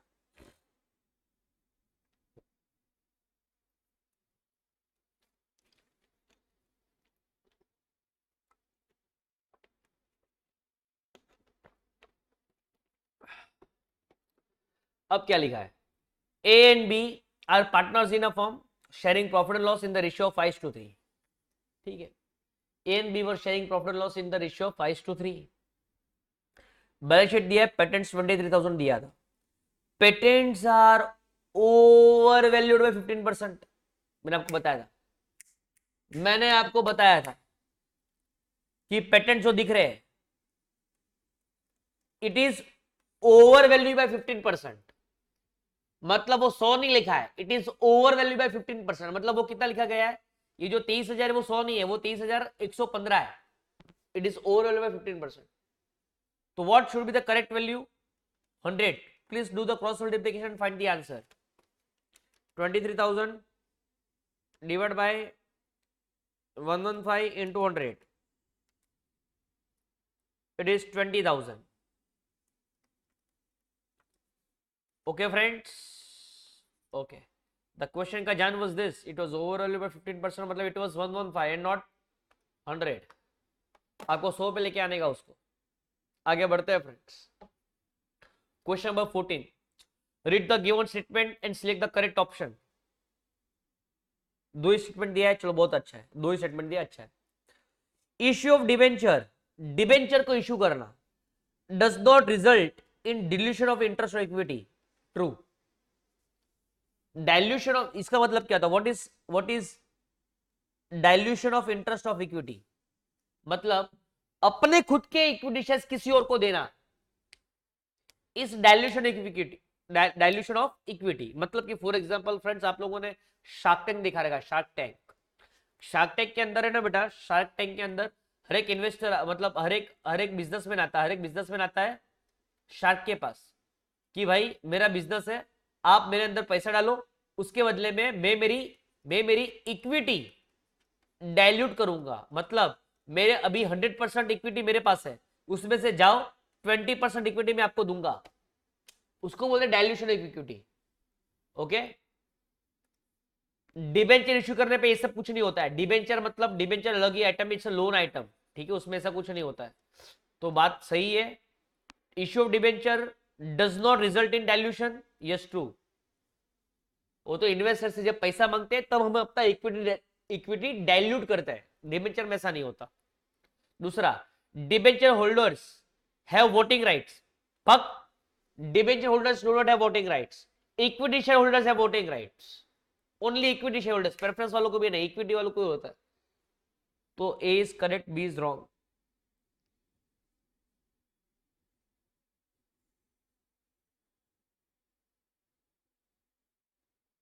ये रहा, C is the answer.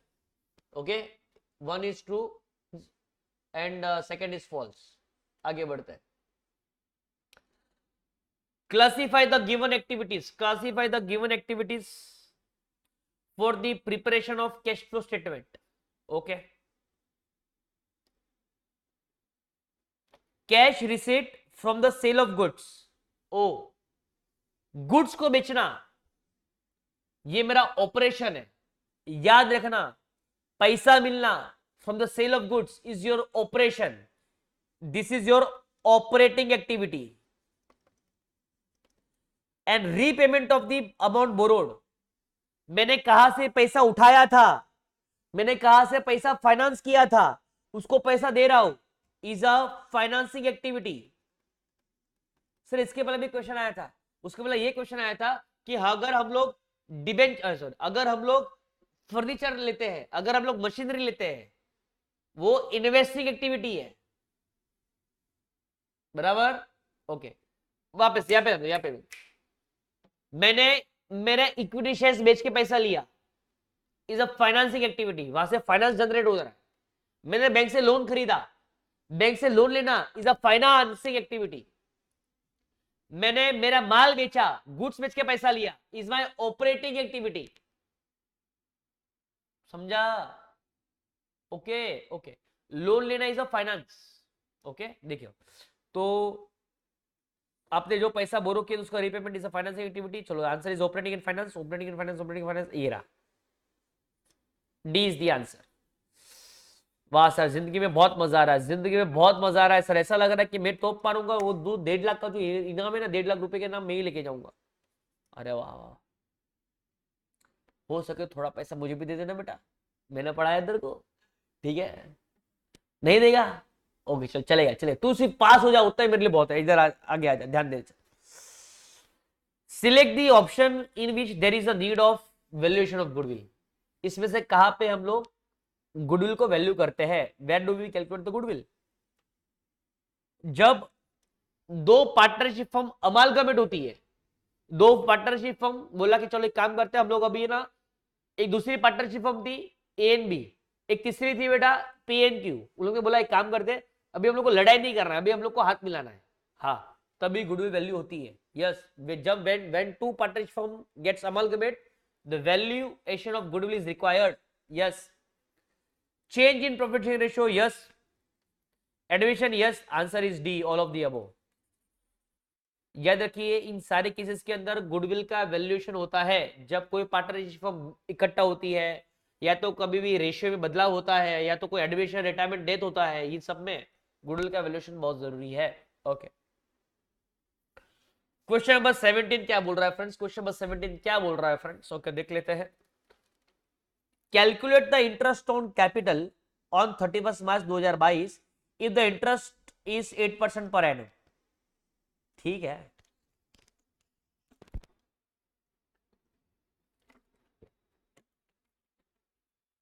Okay, 8% का इंटरेस्ट का रेट देना है और आपको 31 मार्च 22 तक देना है। ठीक है, मार्च महीने तक जाना है। कर सकता हूं मैं इसको अभी के अभी। ही हैज इंट्रोड्यूस 4,80,000 ऑन 1 मई 21। 1 मई 21 को कितना इन्वेस्ट किया था? 4,80,000। फिर on September 1st, on 1st September he has also invested 2,40,000.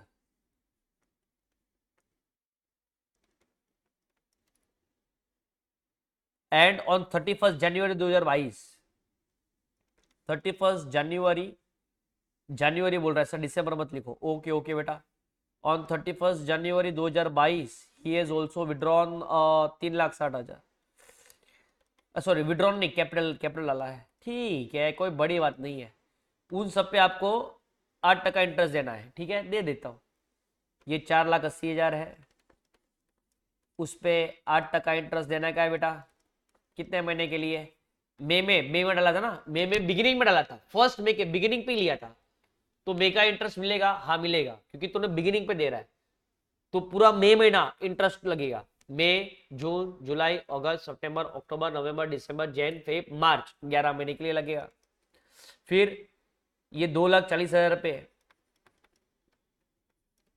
8% लगेगा, कितने महीने के लिए देख लेते हैं मुकुंद सर, सितंबर में था ना, सितंबर था ना, वो भी कब कब कब, 1 तारीख को, तो पूरा सितंबर मिलेगा, सितंबर, अक्टूबर, नवंबर, दिसंबर, जैन, फेब, मार्च, 7 महीना। और ये 31 जनवरी है, याद रखिएगा, 31 जनवरी मतलब जनवरी के स्टार्टिंग पे नहीं है, एंड पे उठा रहा हूं पैसा, ठीक है, जनवरी के एंड में, तो जनवरी का इंटरेस्ट मिलेगा, नहीं मिलेगा, क्योंकि एंड में डाला है पैसा तुमने, तो मिलेगा कब से, फेब और मार्च, 2 महीने का मिलेगा, ठीक है। अभी आपका जो भी आंसर आए सबका प्लस कर देना फ्रेंड्स, लाओ मैं ही कर देता हूँ, 4,80,000 पे, 4,80,000 पे 8% divide by 12 into 11, it is 35,200, ठीक है। और आगे बढ़ता हूँ, 2,40,000 पे 8% divide by 12 into 7, it is 11,200। और फिर 3,60,000 पे 8% divide by 12 into 2, it is 4,800। सबका अगर मैं शिद्दत से और इज्जत से प्लस करूँ फ्रेंड्स, तो मेरा आंसर कुछ आ रहा है 51,200। चेक करते हैं क्या ऐसा कोई आंसर है क्या, मुबारक हो तुमको, आंसर आपका मैच हो गया, ओके सर। आइए क्वेश्चन नंबर 18 करते हैं सर, आइए क्वेश्चन नंबर 18 करते हैं friends. If the current ratio is 3.5:1 and the quick ratio is 2:1, okay, the current ratio is 3.5:1, आपको याद होना चाहिए what is current ratio, it is current asset upon current liability, quick ratio is quick asset upon quick liability, okay, okay, the excess of current asset over quick asset represented by the inventory is 24,000. What is the value of the current asset? Okay, very simple question it is. पहले 2-3 बातें आपको बहुत कुछ समझनी पड़ेगी friends, आप समझिए, कुछ बातों को आपको समझना बहुत जरूरी है, उतना इतना फास्ट नहीं हो पाएगा जितना मैं सोच रहा हूं, it will take little bit more time. आ जाइए friends,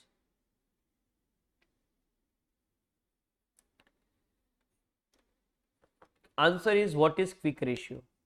The formula for the quick ratio is equal to quick asset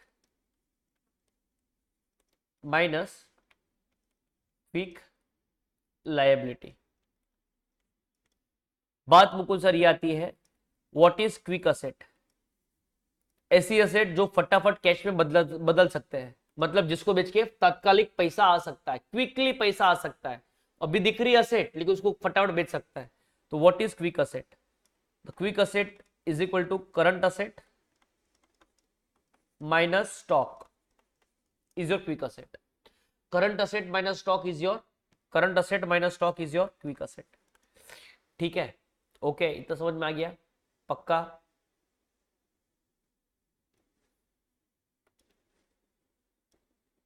divide है उसमें, पक्का समझ में आ गया। चलो आ जाओ अभी क्वेश्चन को सॉल्व करते हैं।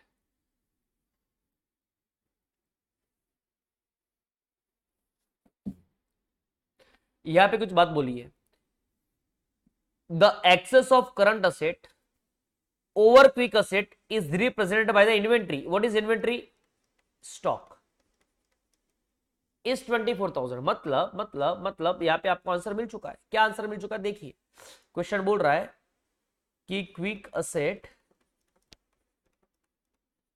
Is equal to current asset minus stock. ठीक है, अरे ठीक है, ओके। जहां पे आपको स्टॉक का प्राइस दिया कितना बेटा, 24,000। स्टॉक का प्राइस दिया 24,000।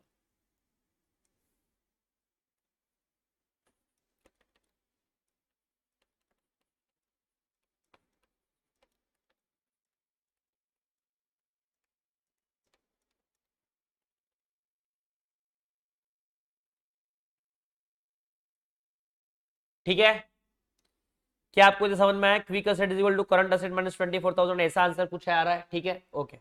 फिर क्या बोल रहा है फ्रेंड्स, हमें दो रेशियो दिया है, current ratio is 3.5:1 and quick ratio is 2:1। Okay,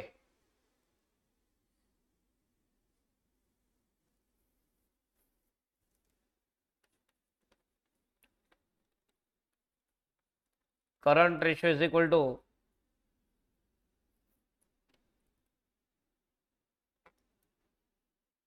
3.5:1।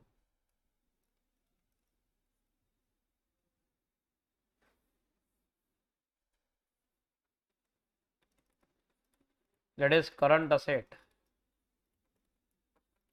upon current liability is equal to 3.5/1। इसके अलावा एक और चीज दिया है, क्या दिया है? Quick ratio is 2:1। आइए, quick ratio is equal to 2:1, that is therefore quick asset upon quick liability is equal to 2:1। therefore quick asset is equal to 2 times of quick liability।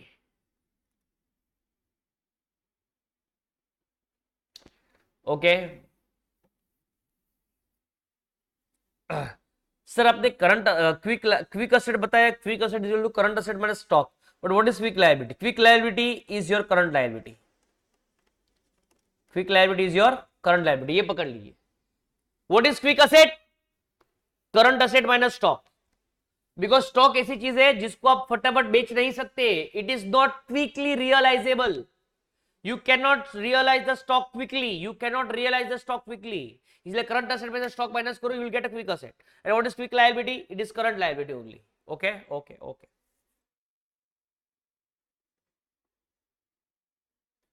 तो मुकुंद सर, क्या मैं ऐसा कर सकता हूं? बोलो बेटा, करंट असेट कितना रहेगा? द करंट असेट्स कितना रहेगा सर? करंट असेट्स यहां पे ले लो, current assets is equal to quick asset plus 24,000 and current liability. आपने अभी भी बताया Mukund sir, current liability is quick liability, दोनों सेम होता है। ओके सर, उसके बाद क्विक असेट हमने अभी भी निकाला, क्विक असेट कितना है? It is 2 times of quick liability.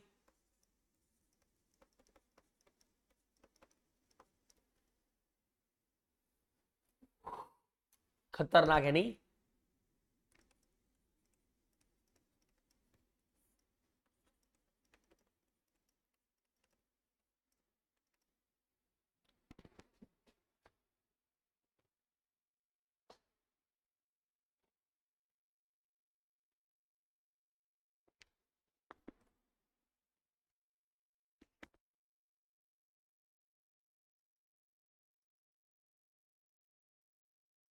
2 times of quick liability plus 24,000।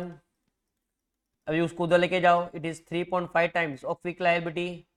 QL लिख देता हूं, ठीक है। Therefore 24,000 is equal to 3.5 times of quick liability minus उधर जाएगा 2 टाइम्स ऑफ क्विक लायबिलिटी हो जाएगा। Therefore 24,000 is equal to 1.5 times of quick liability. Therefore 24,000 divide by 1.5 is equal to quick liability. Yes और यस, यस।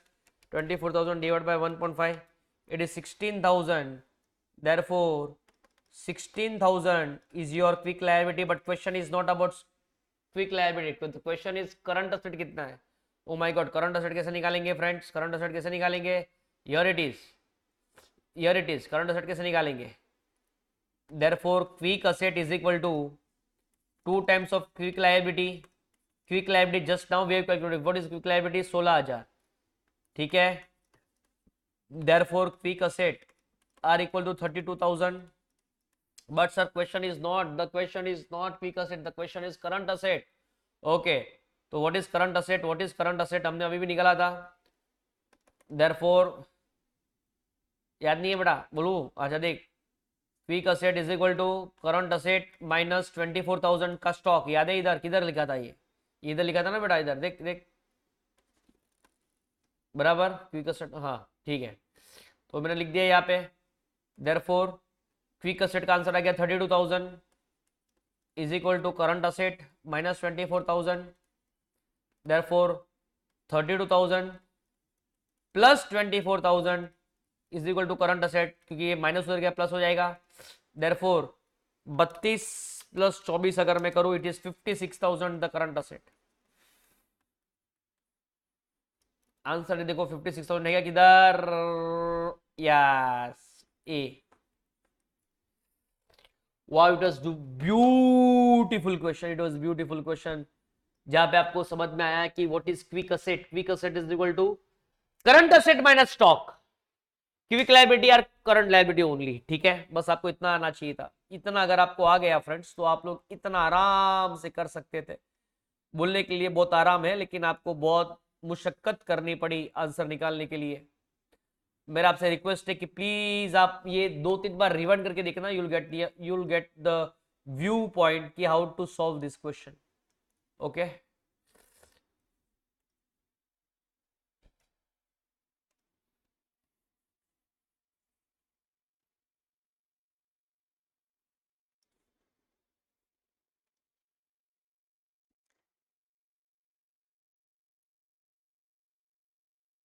आगे बढ़ते हैं friends. चलिए आ जाइए, बस कुछ कदम दूर है हम हमारी मंजिल से. 26 क्वेश्चन से 19 पे पहुंच चुके हैं. What is the journal entry to transfer the profit? What is a journal entry to transfer the profit on ratio of the share forfeited? अरे आपको आता ही है फ्रेंड्स, आपका 12th का क्वेश्चन है. The question entry is share forfeited debit to capital reserve. Share forfeit, ये रहा answer. Share forfeited debit to capital reserve. This is the answer for transferring profit on reissue of the forfeited shares. जब shares forfeit करते हैं तब उसका profit capital reserve में जाता है. Okay okay okay. ये क्या थियरी क्वेश्चन आ गया देख लेते हैं अभी, कोई टेंशन की बात नहीं है. Match the column with 1 and 2 देखते हैं. ठीक है, आपको करेक्ट ऑप्शन देखने का है. Accounting convention P. Accounting convention मतलब क्या? कि जो आपके मान लिया गया कि ये आपके अकाउंटिंग बेसिक अजम्पशंस है. बेसिक अकाउंटिंग अजम्पशंस होते हैं. यस, ये रहा. P is 2. Financial statements are provided prepared based upon the basic assumption. और बेसिक अजम्पशन का अगर आपको नाम जानना है तो फ्रेंड्स मैं आपको नाम बता सकता हूं. बेसिक अजम्पशन होता है बेटा business entity concept, consistency concept और गोइंग कंसर्न. ठीक है, गोइंग कंसर्न की बिजनेस चलता ही रहेगा. कंसिस्टेंसी कॉन्सेप्ट जो पॉलिसीज प्रीवियस साल में थी इस साल में कैरी फॉरवर्ड की जाएगी. और बिजनेस एंटिटी कॉन्सेप्ट कि भाई बिजनेस और बिजनेसमैन दोनों अलग अलग पर्सन है. तो ये सब बेसिक जो क्वेश्चंस हो गए अक्रूअल बेसिस, तो ये सब बेसिक अकाउंटिंग असम्पशंस है. बिजनेस एंटिटी कॉन्सेप्ट नहीं आएगा बेटा, अक्रूअल कॉन्सेप्ट आएगा उसके अंदर. ठीक है, लेट बी. अकाउंटिंग कन्वेंशन का मतलब होता है बेसिक अकाउंटिंग असम्पशन जो 3 है. अक्रूअल कॉन्सेप्ट, गोइंग कंसर्न और कंसिस्टेंसी कॉन्सेप्ट. ठीक है, ओके. फ्लक्चुएटिंग कैपिटल जो कैपिटल बार बार फ्लक्चुएट होता रहता है. ओके, और एक है fix capital method. Fix capital मतलब फिक्स हो गया. Fix capital will always have a credit balance. Fix capital always show credit balance. Fix capital method है, तो कैपिटल फिक्स हो गया, वो कभी भी डेबिट बैलेंस नहीं हो सकता। बट फ्लक्चुएटिंग कैपिटल है, बार बार ऊपर नीचे जा रहा है, इसलिए it may show sometime debit balance. ठीक है, बस इतना अगर आपको आ गया तो आपकी आटली बटली फुटली हो चुकी है बेटा। फिर जो बच गया है वो इसका है, R is 4, ठीक है, Q is 1,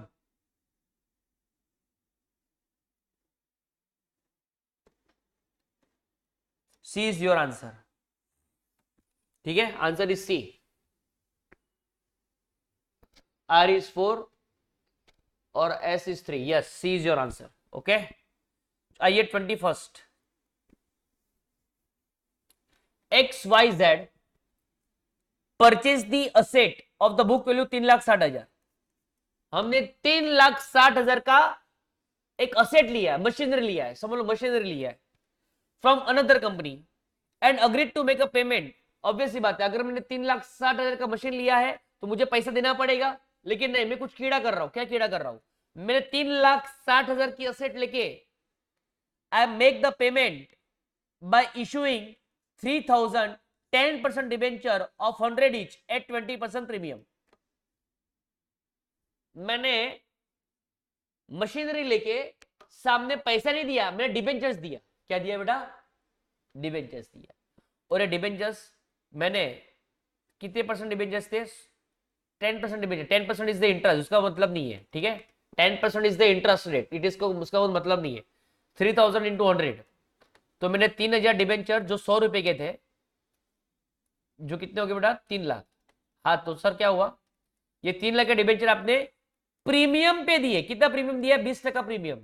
20% प्रीमियम मतलब कितने टका प्रीमियम हो गया? 20% प्रीमियम मतलब अगर निकालो 60,000 का प्रीमियम हो गया। हाँ, तो क्या हुआ सर? हाँ, बस ये हुआ। क्वेश्चन बोल रहा है what is the amount to be transfer to security premium. आपका प्रीमियम का अमाउंट क्या है? आपका प्रीमियम अकाउंट मैंने अभी अभी निकाल के दिया आपको कि आप 3,000 डिबेंचर दे रहे हो, 100 रुपए का डिबेंचर है, आप 3 लाख रुपए का डिबेंचर 20% प्रीमियम पे दे रहे हो, तो what is your answer of the premium? 60,000। 60,000 का आंसर है क्या किधर? क्वेश्चन वही बोल रहा है what is the amount of security premium. तो 3 लाख पे 20% निकाल दो। ये सब कुछ फालतूगिरी था, कुछ मतलब ही नहीं था। 3,60,000 का कुछ मतलब ही नहीं था, टाइम पास के लिए आपको गुमराह करने के लिए दिया था। ठीक है, आगे बढ़ो। ये 22nd जो क्वेश्चन है ना बेटा, ये आपका इकोनॉमिक्स का क्वेश्चन है, वो अकाउंट्स का क्वेश्चन नहीं है। ठीक है, तो उसको जाने दो, थोड़ी देर स्किप कर लेते हैं, आगे बढ़ते हैं। क्या बात है, क्या बात है, क्या बात है। We are on the verge to complete this chapter ना। 23rd क्वेश्चन क्या बोल रहा है? Match the column 1 with the 2। देखते हैं। हॉर्टिकल्चर आपने पढ़ा है, हॉर्टिकल्चर। आई थिंक ये भी अकाउंट्स का नहीं है रे, ये इकोनॉमिक्स का है। ठीक है, देख लेते, छोड़ो ना। हॉर्टिकल्चर, हॉर्टिकल्चर मतलब कि ये कुछ लैंड फार्मिंग हो गया है बेटा। ये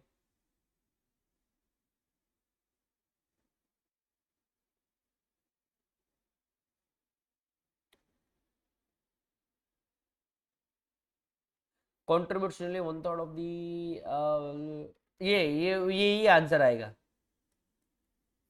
horticulture contributes the 1/3 of the value of agriculture, ये आंसर आ सकता है। ठीक है, CPCB is basically pollution control board. Pollution control board, pollution का कुछ आंसर है क्या? वही आंसर है, पॉल्यूशन का ही आंसर है। SHG, this is pollution control board. ठीक है, ये आई थिंक ये ना इको का क्वेश्चन इसमें घुस दिया है। SHG मतलब self help group. Self help group, जो लोग एक दूसरे को अंदर अंदर पैसा देता है। Fill the gap in the formal credit system, ये भी बराबर है, ये भी बराबर है। मतलब सबका आंसर वही है। P का 3 आंसर है, Q का 2, Q का 4 आंसर है। Q का 4, P का 3, Q का 4, R का 2, ये this is your answer D। अरे फ्रेंड्स, मतलब इन लोगों ने मतलब खतरनाक लेवल हो गया रे। इन लोगों ने जो क्वेश्चन था वही सामने उसको सॉल्यूशन दिया हुआ है। बच्चा डर जाता है, ऐसा नहीं होता है, क्वेश्चन के सामने सॉल्यूशन थोड़ी होता है, वो तो ऊपर नीचे। ऐसा नहीं, ऐसा नहीं, यहाँ पे पहली बार ऐसा सामने सामने आंसर दिया था। ठीक है, खतरनाक भाई। चलो ठीक है, आ जाओ। Which of the following are the factors which influence the decision of the capital structure, कि कैपिटल कहां से लिया जाए.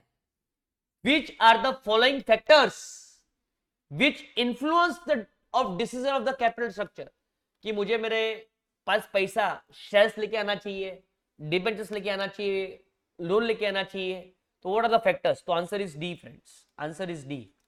ठीक है, तो कौन कौन से फैक्टर्स आपको मैटर करते हैं? आंसर इज डी, कि आपको अपना पैसा कहां से उठाना है. डी. सेकंड मतलब क्या? Credit allowed. भाई आपके पैसा क्रेडिट है क्या? अगर क्रेडिट रहेगा तो उधार से पैसा लेके आओगे, नहीं तो फिर दूसरे कैसे पैसा निकालना पड़ेगा. थ्री मतलब क्या बेटा? DSCR. It's a debt coverage ratio. ठीक है, डेट कवरेज रेशियो, डेट आप कितना उधारी पे ले सकते हो उसका रेशियो रहता है. फोर इज व्हाट बेटा? Four is what? It is a cost of equity, कि इक्विटी का कितना कॉस्ट है. और सिक्स मतलब बेटा रिटर्न ऑफ इन्वेस्टमेंट. ये बेटा आपके ऊपर का क्वेश्चन है, आपका 12th के लिए क्वेश्चन नहीं है.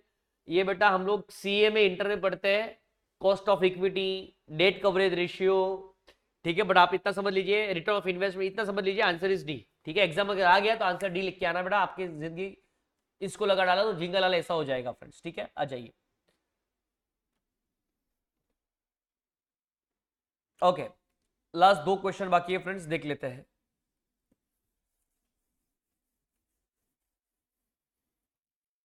25th क्या बोल रहा है? A and B were the, हाँ ये एग्जाम में आने का फुल चांस हो सकता है बेटा, बिकॉज ये लोग का हॉट फेवरेट क्वेश्चन होता है ये. A and B were the partner sharing profit and loss in the ratio of 3:2. ठीक है भाई. ए is to get commission of 10% of the net profit before charging commission.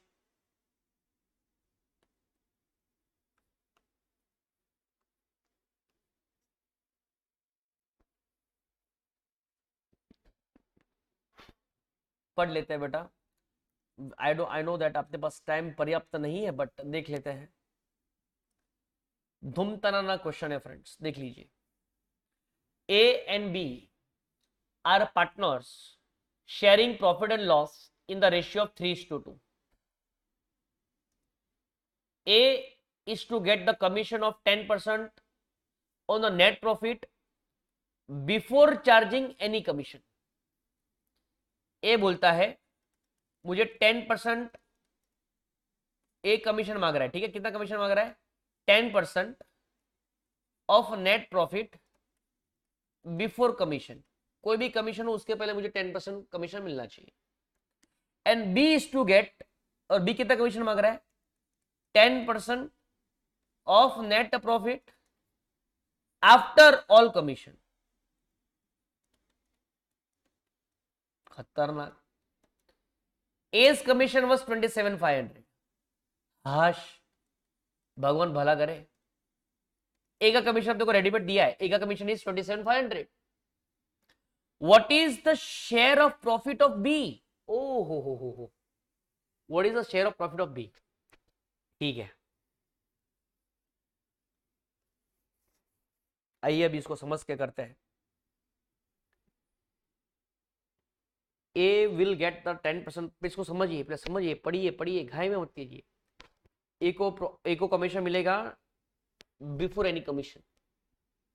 Okay,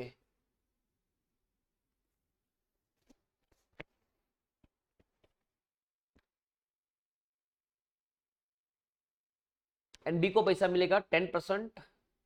B को commission मिलेगा 10% after any commission. Okay, no worries. आ जाइए friends, ये आपकी hint है friends, this is your hint. Okay, समझिए friends.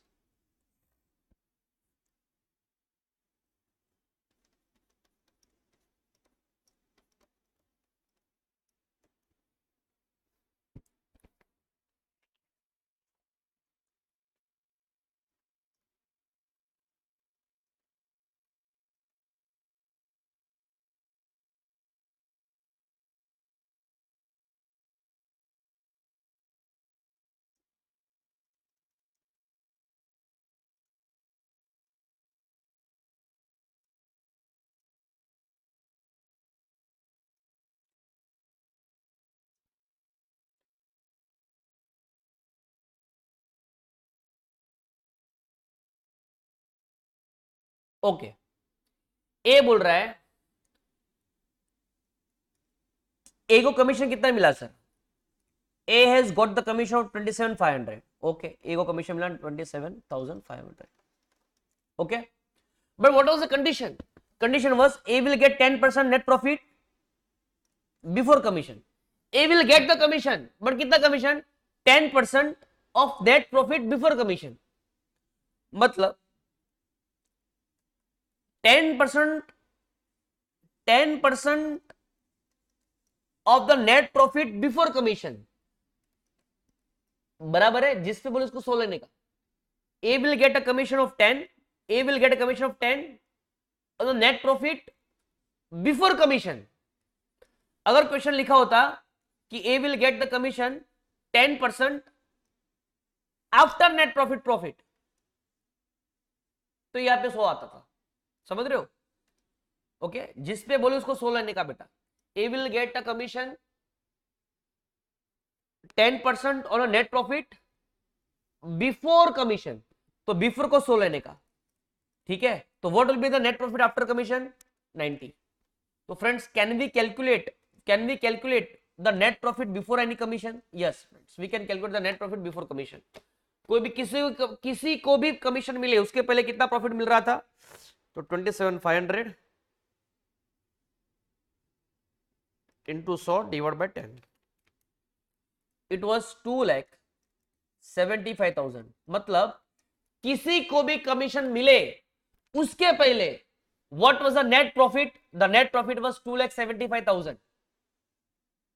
The net profit before any commission is 2,75,000. Okay,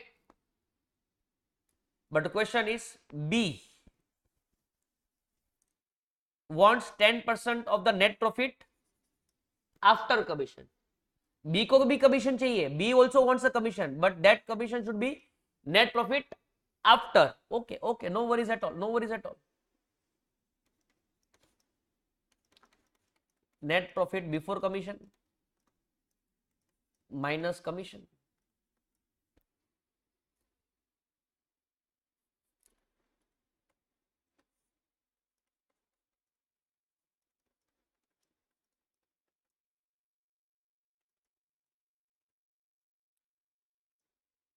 B wants 10% commission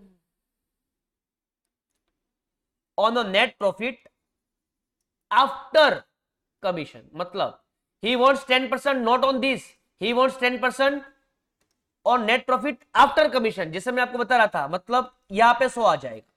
बताइए कितने में से 10 माइनस करूं तो 100 आता है? 110. बहुत बढ़िया friends, 110. Very very very good. 110. हाँ तो बेटा यहाँ पे आपको समझ में आ जाना चाहिए कि what was the net profit before commission. देखिए यहाँ पे ये रहा 2,75,000 was the profit before commission.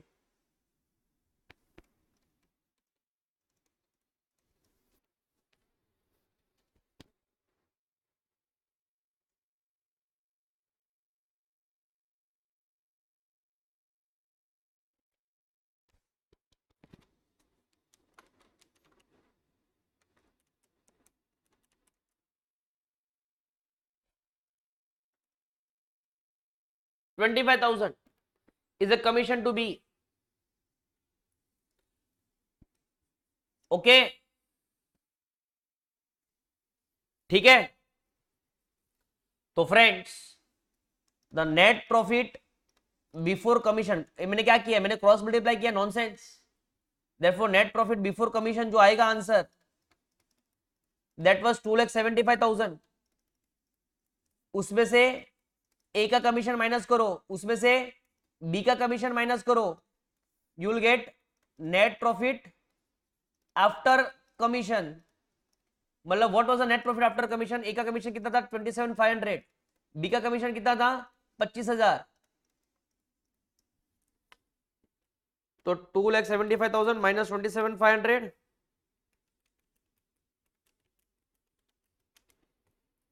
it's 2,22,500. This is a net profit. This is a net profit. This profit will be divided between A and B. In the ratio of, what was the ratio, 3:2।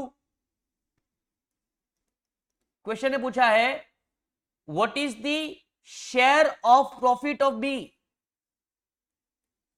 I would say 2225,100 into 2 divided by 5.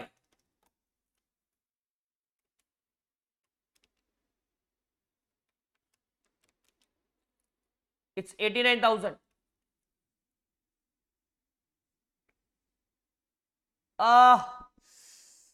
Mistakes might be here and there. It is 90,000. आप answer पकड़ लो बेटा, ठीक है। एक बार देख लेता हूँ कुछ कैलकुलेशन मिस्टेक है क्या यहाँ पे।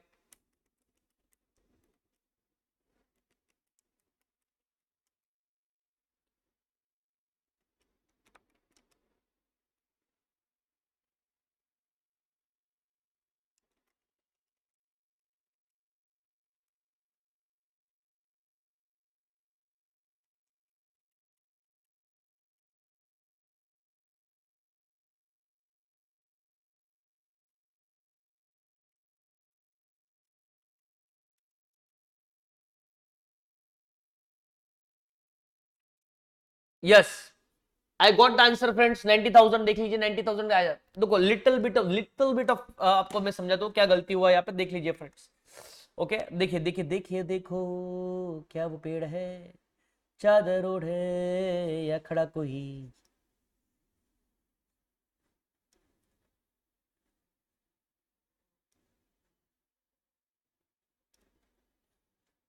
आइए फ्रेंड्स, ये गलती फ्रेंड्स आपसे हो सकती है फ्रेंड्स, ध्यान दीजिए। पहले आपको इतना समझ में आया कि भाई what is a net profit before commission, it is 2,75,000। Okay, तो net profit before commission is 2,75,000। उसमें से अपन लोग माइनस करेंगे बी का commission, so will get a net profit after commission. तो यहाँ पे 100 होना चाहिए, ये 10 होना चाहिए। द क्वेश्चन देखिए, बी का condition, what is the condition for B, what is the condition for B, बराबर पढ़िए। यहां से क्वेश्चन पढ़ना पड़ेगा। Please read the question for B carefully. B is to get 10% commission on net profit after charging all commission. B will get commission after charging all commission. Oh, मतलब इस 2,75,000 जो profit है ना, उसमें से फ्रेंड्स आपको ए का कमीशन माइनस करना पड़ेगा, which is 27,500. Okay, because he wants a profit, he wants a profit after charging all commission.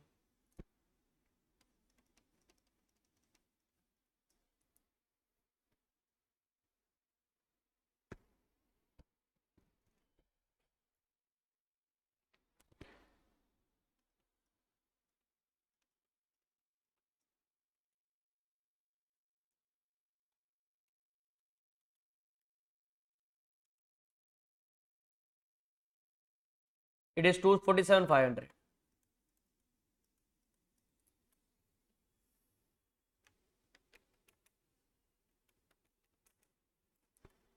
So it is 225,000.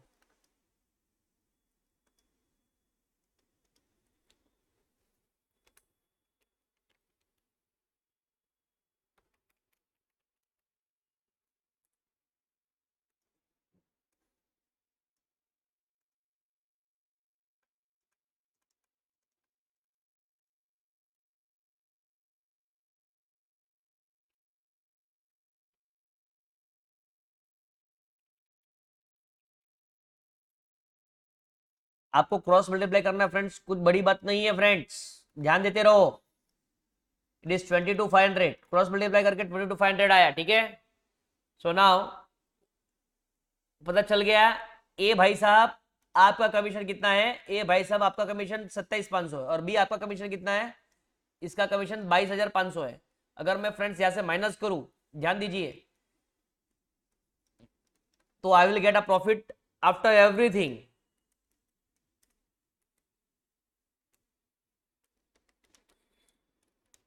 do 75,000 minus 27,500 minus 22,500, it is 2,25,000.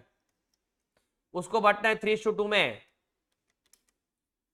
ठीक है। 2,25,000 डिवाइड बाय 5 इंटू 2 करूं बी का share, the answer comes to 90,000 friends. Okay, answer is 90,000। देखो, आपको सिर्फ इतना ध्यान रखना, B wants a commission on, B wants 10% commission on net profit before any commission. Okay, तो ये जो 275 है ना, उसमें से प्लीज आप माइनस कर देना ए का कमीशन, ठीक है। ए का कमीशन माइनस कर दो, उसके बाद आपको बी का कमीशन मिल जाएगा।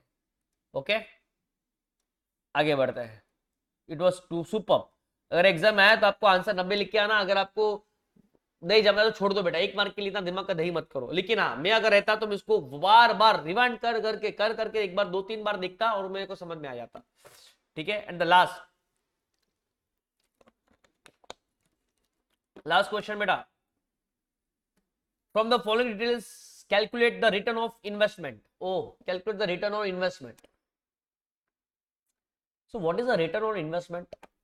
अगर मैं पैसा इन्वेस्ट करता हूं उससे मेरे को क्या रिटर्न में मिलता है? यस, वही क्वेश्चन है, उसका आंसर भी यही रहेगा, रिटर्न अपॉन इन्वेस्टमेंट इनटू 100। आइए फ्रेंड्स देखते हैं, आपने अपने बिजनेस में कितना रुपए इन्वेस्ट किया है। आपने अपने बिजनेस के अंदर equity, preference, general reserve, debentures, ठीक है, फिर current liability, fixed asset, current asset and revenue from the operation भी है, ठीक है। Okay, so I would say your investments were around, आपने अपने बिजनेस के अंदर कितना रुपए इन्वेस्ट करके रखा हुआ है। Please don't consider the debenture, ठीक है, don't consider the debenture. I would say 4.5 lakh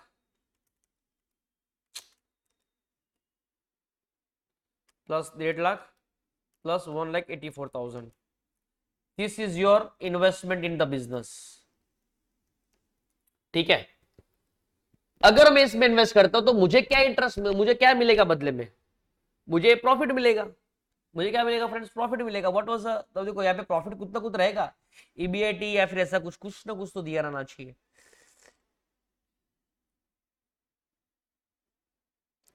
Okay, we are given the revenue from the operation which was 10 lakh. So I would say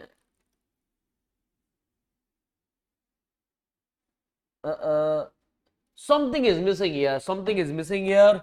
It's not. I just want a profit. The profit that business has earned. That's what I want. You know. So let's make a balance sheet here.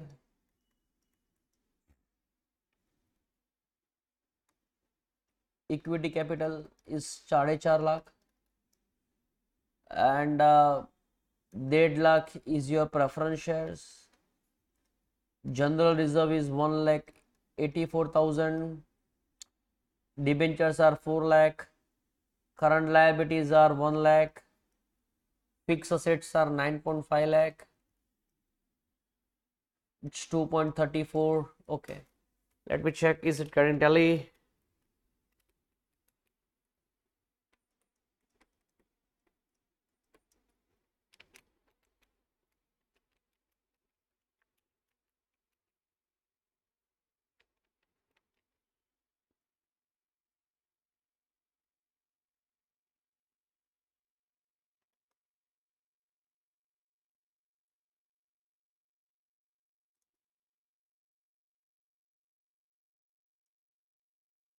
ठीक है, अगर मैं रहता तो मैं तो temporary कुछ solution निकाल लेता। I think something is missing here. I would then to, मैं बोलूंगा 10 लाख का जो रेवेन्यू फ्रॉम ऑपरेशन है उसमें से 4 लाख में से 15% 60,000 निकाल दूं, तो 10 लाख माइनस 60,000 इस 9,40,000।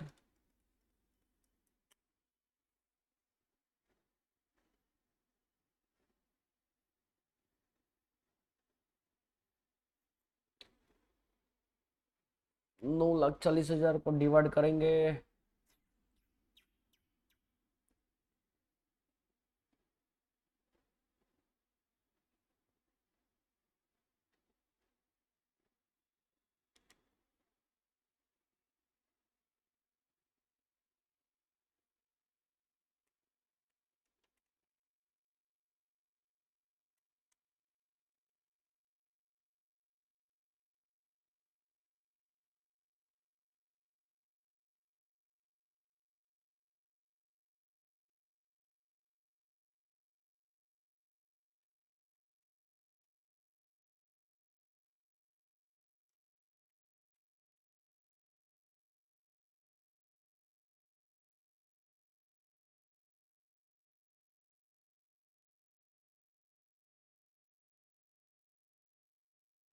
Okay let it B. I think ये रहने देते हैं आप ये अपन, ठीक है।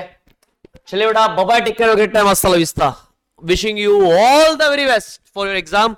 हम लोग लास्ट क्वेश्चन नहीं कर पाए because of due to lack of time and something ambiguity, but let it be. आज के लिए इतना काफी है। Bye bye, take care, great time, हasta la vista।